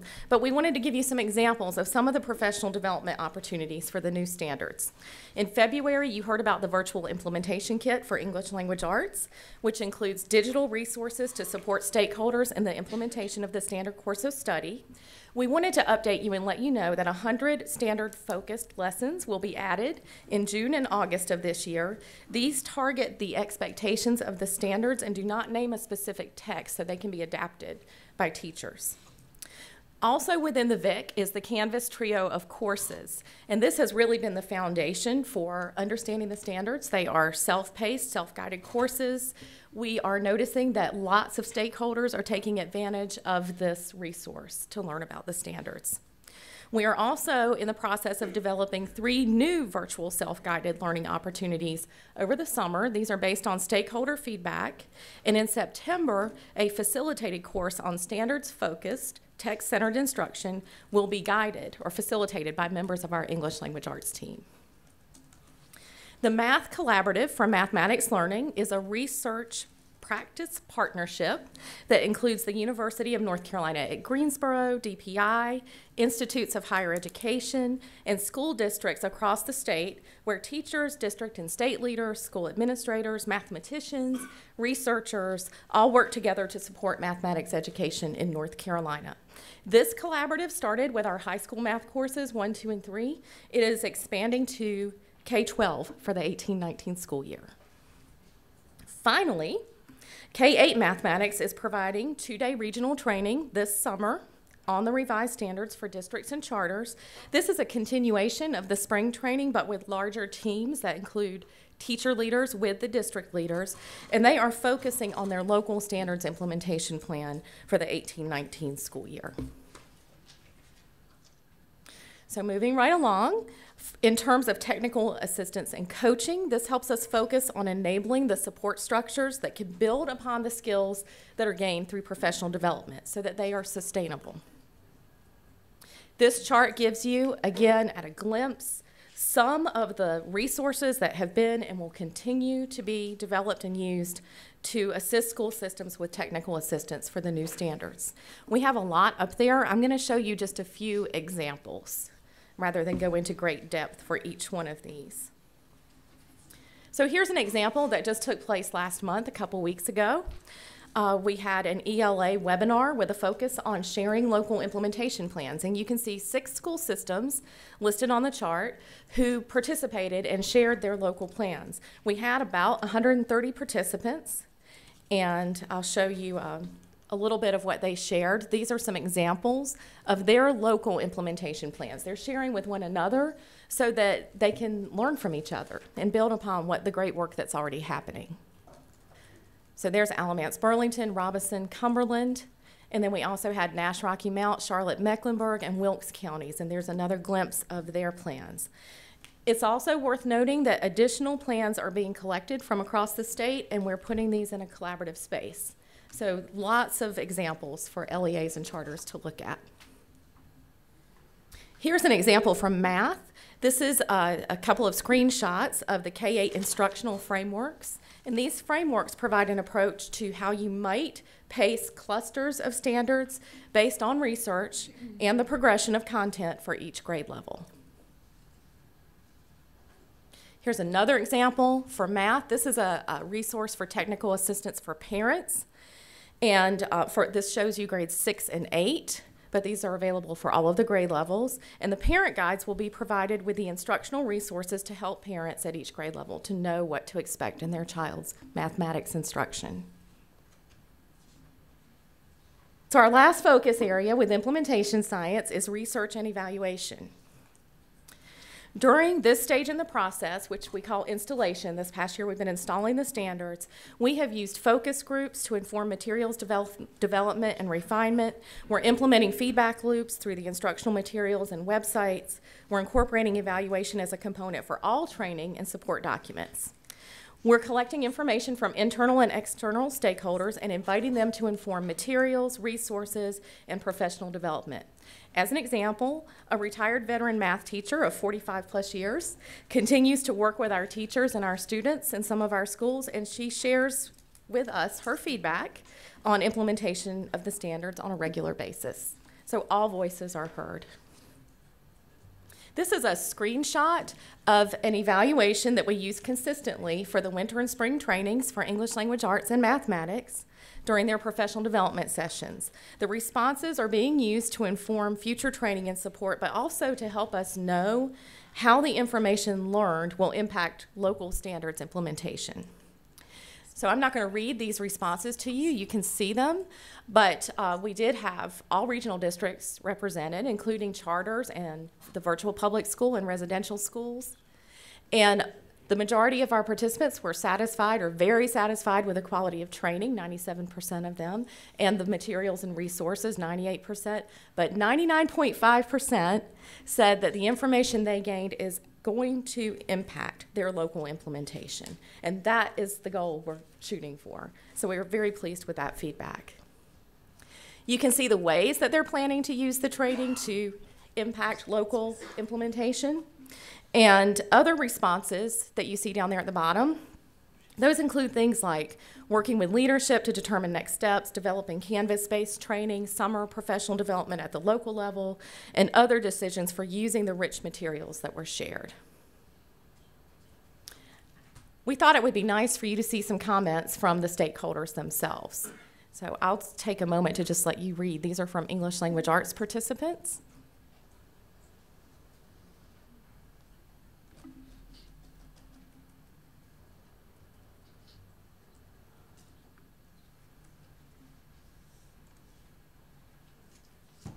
And here are some from mathematics participants.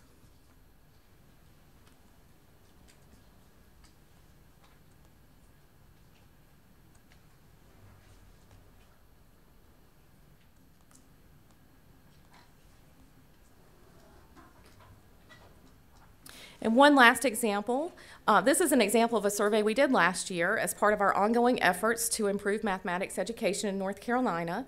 And this is a survey that was developed collaboratively with DPI and NC2ML, the collaborative that you've heard about, which elicited responses from teachers, school-based coaches, curriculum facilitators, principals, and assistant principals, district-level personnel to support and research the actual process of standards implementation for mathematics.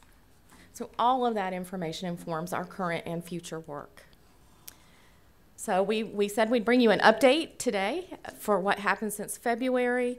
I think this gives you a glimpse. It's certainly not. There are so many wonderful things going on. We're spilling with excitement about the resources and support that's taking place. As we move forward, we will continue our internal and external collaboration towards supporting the implementation, but we're also going to be applying the lessons learned from English Language Arts and Math as we work with all new standards that are developed and implemented. We have an internal project management team that is working on the internal procedures and processes for standards review, revision, and implementation, which is the policy that you all passed in March of 2018. So we are taking that policy and every piece of it, breaking it into the parts that need to take place internally so that we can be consistent with how we develop and implement standards across the state. So we thank you very much for this opportunity to share. I would also like to acknowledge and thank Dr. Julie Joslin and the English Language Arts team. Julie, if you'll stand up, I think she's here. And any members from your team who might be here. And Ms. Beverly Vance, who is the section chief for mathematics and science, who's right back here. Their teams have worked tremendously hard on providing these resources and this support. So thank you so much. I'd like to first make a comment, and I'm sure there may be some questions or other comments from the board. I'm very impressed with this process. I think historically that's what we hear from the field when there are issues is the implementation. That was the problem. We heard that, a few years ago. Hearing what you described here, reading the comments from the field, just confirms that DPI staff has really come up with a good plan of how to roll this out, and hopefully we're going to just see it continue in this direction. As I'm hearing you say, you've got some good things planned, but I'm very impressed. And if you had to guess how many folks you actually touched during this training, the trainings that you've done, webinars, whatever, do you know? So I'll try to capture that some way, but we have done a blended approach. So we can get some analytical data off of the websites and like the VIC, for example, and the webinars. And we know how many participants attended each of the trainings. The feedback we got was from about 650, I believe, or so from that survey. But of course, the training's continuing, and that doesn't include things like the CCES conference. There's a middle school conference coming up next month, so it doesn't include all of those opportunities as well. We'll see what we can do to put together some figures for you. That would be great. And then, of course, since everybody has not attended, when you look at all the teachers out there, you can't touch all of them from DPI's level. I'm sure at the local level there are plans of how they're implementing them. Are you seeing that they're coordinating in how each district, they're sharing a similar format? So I won't hear in Onslow County that, we had it wonderfully, but in Pitt County, maybe we didn't know exactly what to do, or, vice versa. Are there some guidelines of how they can implement it locally? So the training has included built-in opportunities for those local leaders to build their local implementation plans. We also have something called the Curriculum Leaders Collaborative that marries implementation science with standards implementation, and we focused on the ELA and math standards this past year. So all of the teams across the state who attended that training had opportunities to work on communication plans, local implementation plans, and then we're creating these repositories where we can share plans across the state. Very good. Dr. Oxendine? Yes, I just believe most of the problems that we have when we're rolling out big things out of DPI, the problems and the answers lie in implementation. So my question is this, I wonder if there is a way we could focus more intentionally on the topic of implementation in our lowest performing schools. I think that's a discussion that we definitely have had internally, and I believe that Dr. Petrie Martin and Dr. Wilson Norman would you like to speak to that? Maria'd like to speak to that. So good morning to everyone, and as a matter of fact, the last Curriculum Leaders Collaborative had a focus on our low-performing districts. And in that particular case, we brought in district teams, but we also had a DPI staff person join the team so that when they went back, the planning and the implementation would continue with the support of a DPI staff person. So we are definitely moving in that direction. And thank you very much. And then a follow-up question, Christy, to you is, where do you think, what do you consider the strengths and the weaknesses in the implementation of the standards? Where do you still have work to do? Okay, I'd say the strengths are the fabulous commitment and efforts that these teams have made to include stakeholder feedback. They've done a tremendous job with data collection, with analyzing that data, with working with IHE partners and partners throughout the state. Those are things that stand out to me as positives, for sure. The quality of the resources, positives. The quality of the training, positives. Where we have areas to grow, I think is a big picture question. It relates to that policy, the Standard Course of Study 012 policy that you all passed, in that this project management team has representation across, I think, all of our divisions that touch standards in any way. So accountability, exceptional children, SC&I, digital teaching and learning, VPS, all of the areas. I'm sure I'm leaving out several. Even federal programs is involved because we all work with the standards and how they impact students in some way. So I think this cross-collaboration and taking the policy and turning it into internal procedures and processes is going to help us to align our efforts. I think aligning and being consistent in how we deliver, how we create, how we implement, how we assess feedback that we get. We'll be I can't use my words. We will be providing an annual report to the state board now as part of that policy on standards implementation. So I think that's where we have a little bit of room to grow. Out of silos. Mm-hmm. Yeah. Okay. Collective impact. Right. Yeah. That too. Yes. Any other questions or comments? Christy, once again, I applaud you and your team and other DPI staff that obviously has been involved. Oh, yes. Yes. I had one question. In looking at the parent briefs for 6th and 8th grade, which are, I think, shown in line, there's been this issue about students taking high school math courses in 7th and in 8th grade. Mm-hmm. It's maybe not the right place, but since we had AIG on today anyway. Yes, so how does this fit in, or how do those go together? Because I know there's encouragement for a number of students for rigor purposes. Mm-hmm. So I'll invite Beverly Vance to come up if she would like to speak to this to add on, but I know that there will be a focus group this summer in the training. And the focus group is on the new accountability model and ESSA, and they will talk about things like all of the different options for students who might take high school math in 8th grade or in middle school. So I'm not sure if that doesn't answer. There are lots of different scenarios for how that might take place, and our accountability folks, Tammy Howard and her team, have been wonderful working with us to help make sure that the options they've come up with make sense. There's been at least one webinar that's been done on that, and we'll do more to continue to support that guidance. So maybe what I'm really driving at is still encourage for students who are able and capable to be in 7th. That's certainly an option to them that's available. Yes, there are several options that they could take. Yes. Thank you. Beverly's nodding at me, so. Thank you, Christy. Okay, thank you very much.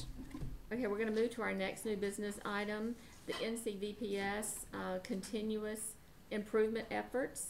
And once again, I'm going to ask that Dr. Wilson Norman introduce this item and presenters. Good morning, Chairman Colby, Vice Chairman Davis, Superintendent Johnson, and members of the State Board of Education. This presentation will provide you with a brief update on continuous procedures and processes that are being updated through the North Carolina Virtual Public Schools to impact our development and deployment of courses. If we take just a historical perspective that in 2007, NCVPS opened, it's 10 years old. We began with 17,000 students and now serve over 58,000 students. We're the second largest virtual public schools in the nation, only following Florida. that as we began to think about how do we improve and work on NCVPS, we thought about the work in terms of a SOAR, that it is important for us to recognize and celebrate our strengths, but to also think about the opportunities that are presented as we engage in continuous improvement. We focused on where do we want to be in the next 10 years, our aspirations, and what are the results that we want to impact. So if we think about our strengths for a minute, NCVPS supports students in a variety of settings, that we have a full continuum of services, that we support public schools, private schools, that we support the juvenile justice schools, so we have a variety of services that we provide in different settings. That we also have a diverse course of offerings for our LEAs, schools, and students through a variety of options. And that NCVPS is staffed by over 700 part-time contractual teachers. 64% of them have master's degrees, 43% are nationally board certified, and 100% of them are highly qualified.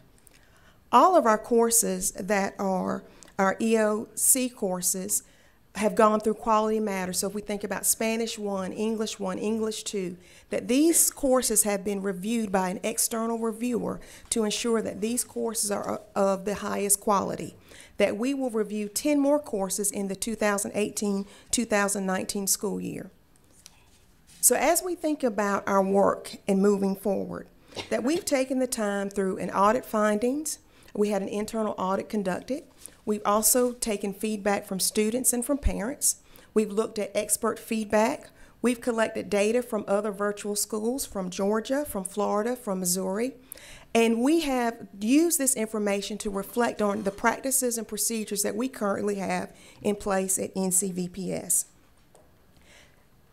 That when we think about having 700 part-time contractual teachers, the varied courses that we offer, that we know it is very important that we protect the brand of NCVPS and ensure that every course that is deployed to our students is of the highest quality and represents a level of consistency. Our internal audit showed a few findings, some themes that maybe we needed to focus on as we think about continuous improvement. One was training of our teachers as they develop courses and we deploy them to our students. Course development was another area that we wanted to focus on. Content, course supports, and course release to students. So we engaged in looking at these 5 areas that we listed here, a few tasks that we have put in place to strengthen what we do with our training support. That we are providing training for our teachers before any work ever begins on course development. That began in 2016, but we're continuing to ensure that as we think about copyright laws, as we think about just numerous information about the quality of our courses that we want to engage in. That when you have contractual staff members, that sometimes you have people come and go. So you do have turnover at NCVPS as well. And so thinking about replacement team members in this process so that we don't have gaps and things in our courses before we deploy those items to our field. And then we've also engaged in something called UniCheck that we're using to ensure that we have compliance in the original creation of materials, so that ensuring that everything that teachers create is part of the original creation of materials and we don't have plagiarism or uncited things within our courses.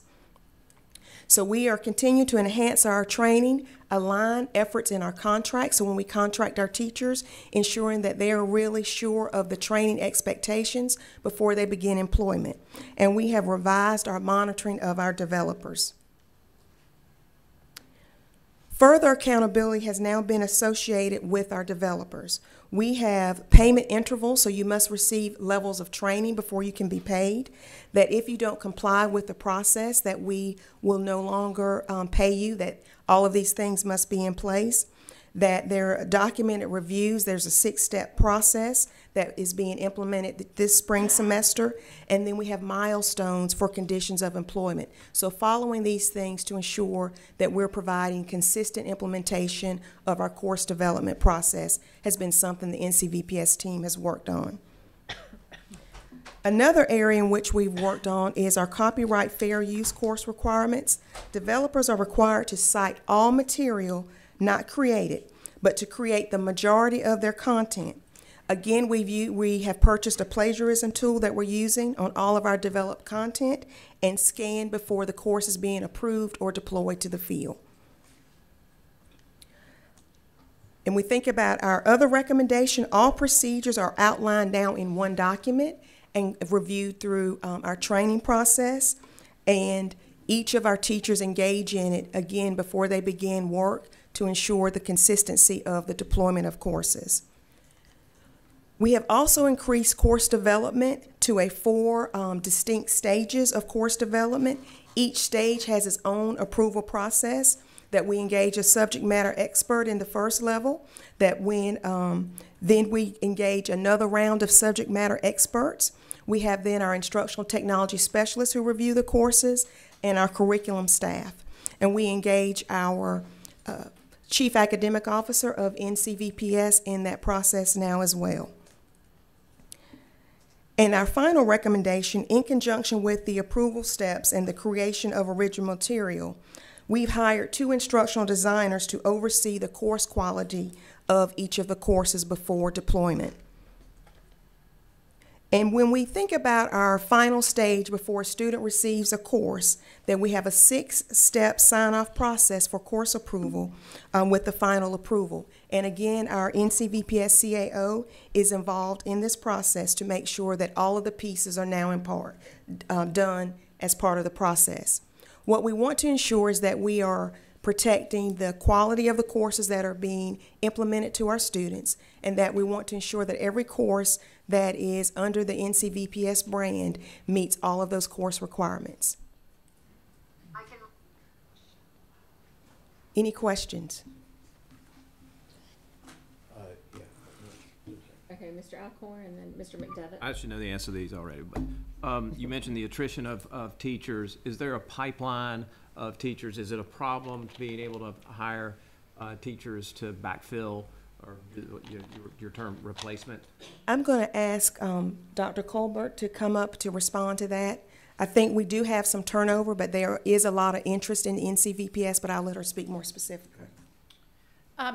Yes, we do have a number of teachers who are interested in working for NCVPS, and filling most of our positions are not a problem. Yeah. We do struggle, like our face-to-face colleagues, with math and some of the sciences, but for the most part, we can staff them all. So my other question is the difference between virtual public and virtual charter schools. Is there a bullet line that you can help me answer that question? The bottom line is the virtual charter is a degree granting entity. NCVPS is not. We are a supplemental to the public-private homeschools, and the virtual charters use us as well. But the final grade, the transcript, the diploma comes from the school of record, and NCVPS is not that. But the Broughton High School, West Carteret High School, we're the partner to the local high school. If you enroll in a virtual charter, you get a diploma that says Connections Academy, for example. When you enroll with NCVPS, you get a diploma that says whatever your home school is. Right. So if I go to Salisbury High School, which I did and graduated in 1975 and proud of it. Yay! Could I tell you? Yeah, I graduated when I was 7. 27. But if I took just one course at Salisbury High and all my other courses I took at virtual, could I graduate from Salisbury High? Yes, because Salisbury High would have to agree to that partnership. Okay. So as long as they agree, we have several students who are totally online with us, but they get their diploma from Goldsboro High or whatever the school is. Okay, thank you. Any other questions or comments? Yeah, yes, Mr. McDevitt. I'm going to just state the obvious, and that is that continuous improvement. I'm sure it's in this presentation, but the continuous improvement is embedded in the culture. It's not something you do; it's something you are. And so there are very specific processes to allow that loop to happen, so that there's always that continuous improvement, and particularly the larger the enterprise, the more important those smaller pieces within those have that opportunity for the continuous improvement. You know, there's lots of that out there, TQM, Baldrige, lots of things that are the good models. So I just want to assure that, or at least state here, that it's not something that you do and we check that off. It is something that gets embedded, and that's even embedding that is a specific process.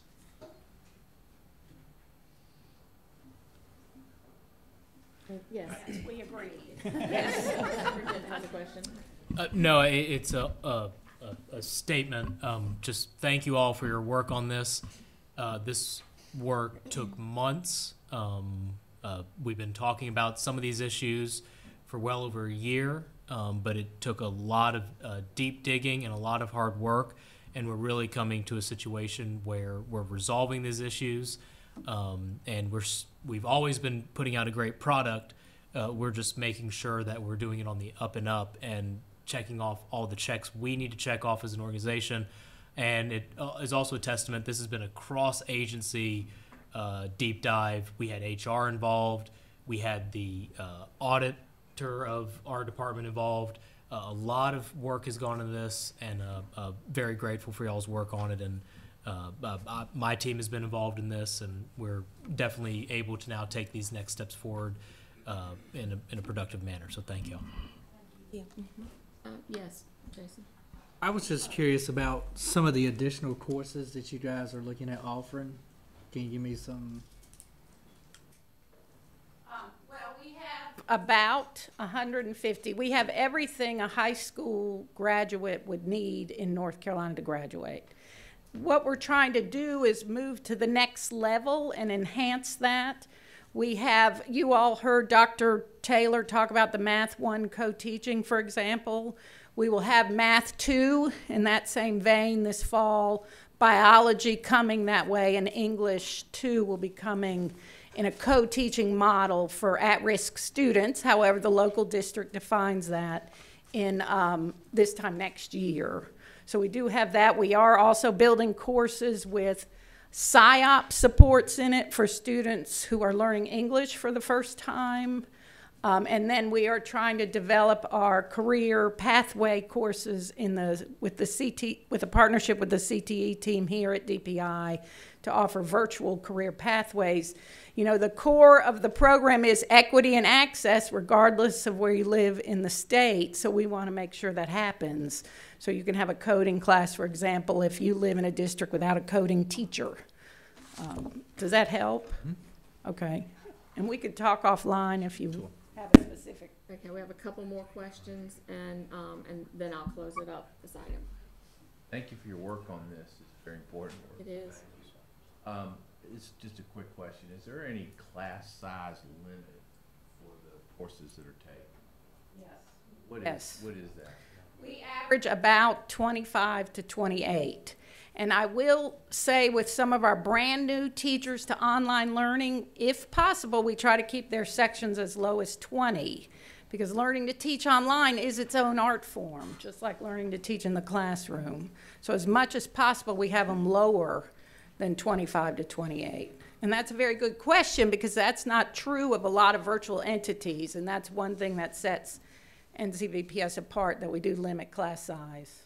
What is the limit? Well, between 25 and 28 students in a class per teacher. So it's 28 the limit. It is. 28's the limit. What? I don't know. That's a good question. Not sure. Do you know what it is for our virtual charters, the limit? How does it compare? That's a great question. That's a good question.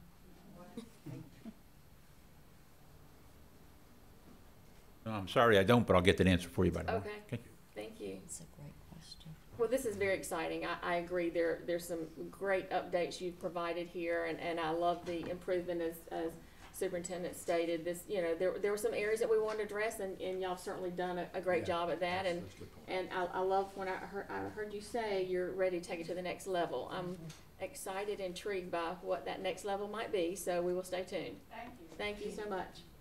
And then our final new business item will be the Read to Achieve update. And I believe Dr. Pamela Hsu will be presenting this item or introducing it.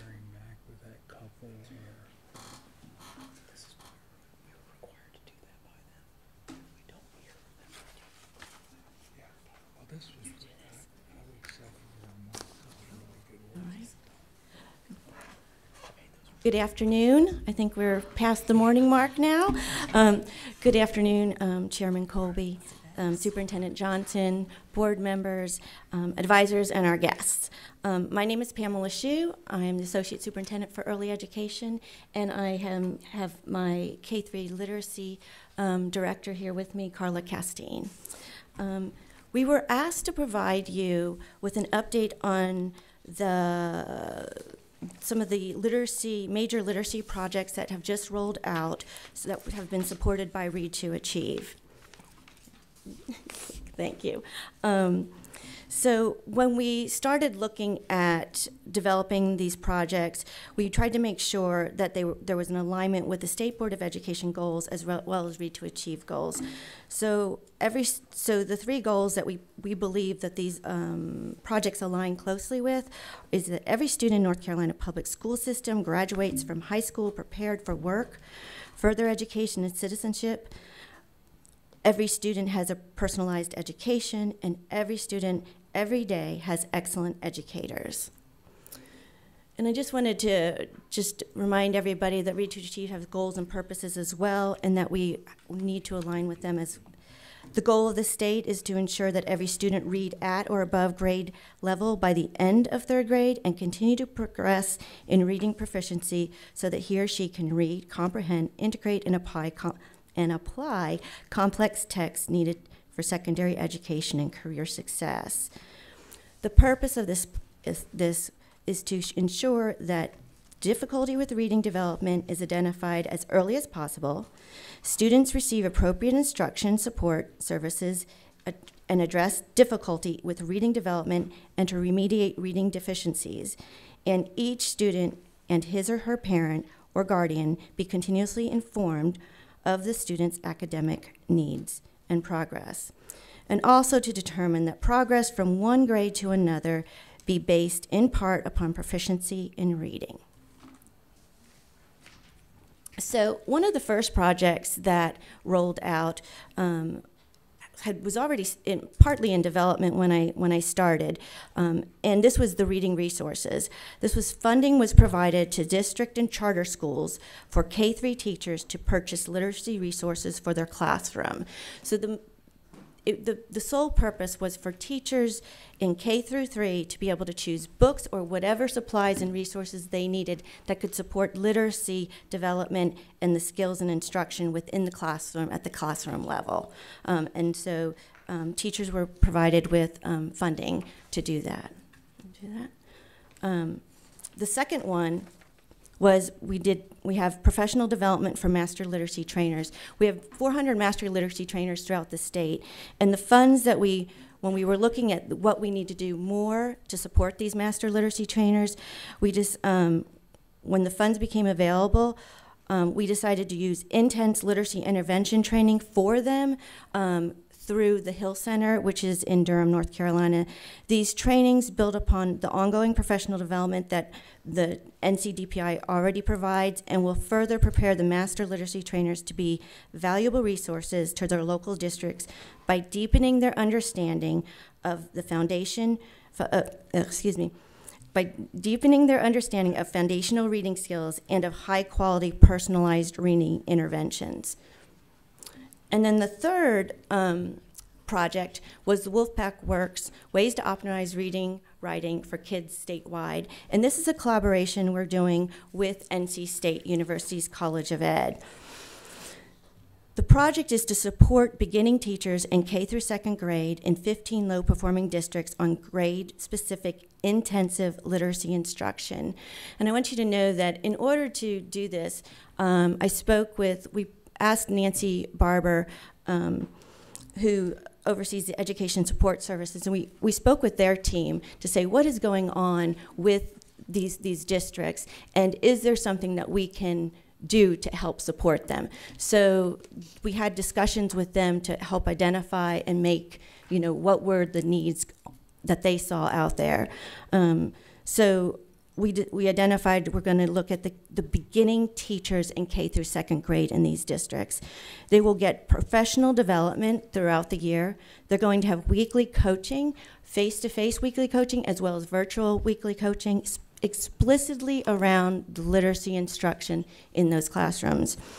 They're going to have support with M-Class and progress monitoring, because we've known with new teachers that can be a challenge for some. And then the online modules for all teachers. They're creating online teaching modules, and they will be available not just for these teachers, but for all teachers throughout the state of North Carolina. And those are our three main literacy projects that have rolled out since I've started. Are there any questions? Specifics? Yep.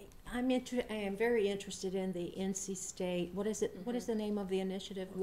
Wolfpack Works. Yes. Works, right. Yeah. Okay. Tell me, does the College of Education, the Reading Instruction program, does it have a theory of teaching literacy? Yes, they have their own. They have an amazing literacy program. We wouldn't have asked and spoke with them if they didn't. In fact, all their teachers have passed the Ed2PA first time around. They have a very, very strong philosophy, theory, and training for their teachers. I would be interested offline to learn more about that theory. I will do that. Thank you. And I have a question also on that. I love hearing that we're going to have support for our beginning teachers. We're going to have the coaching weekly. All those things are great. Mm-hmm. Who's going to do all of this? How many folks are going to be out in the field doing this? Yeah, there's going to be a lot of I can give you the specific numbers. I think there's is there 100? Wow. How many coaches?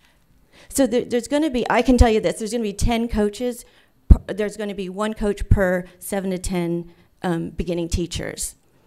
So we're trying to keep that, obviously small, because they have to, we're really looking at that intentional literacy focus within the classroom. Wow. And so how frequent, what kind of contact would this one coach have weekly contact weekly, which will be either face-to-face or virtual. Mm-hmm. Wow. Wow. Where'd you find all these coaches? Are some of them like grad students or something? NC State is actually, they've been interviewing these people for the past 2 weeks, as far as I know, yes. They're responsible for hiring them. Any other questions or comments? Wow. I know.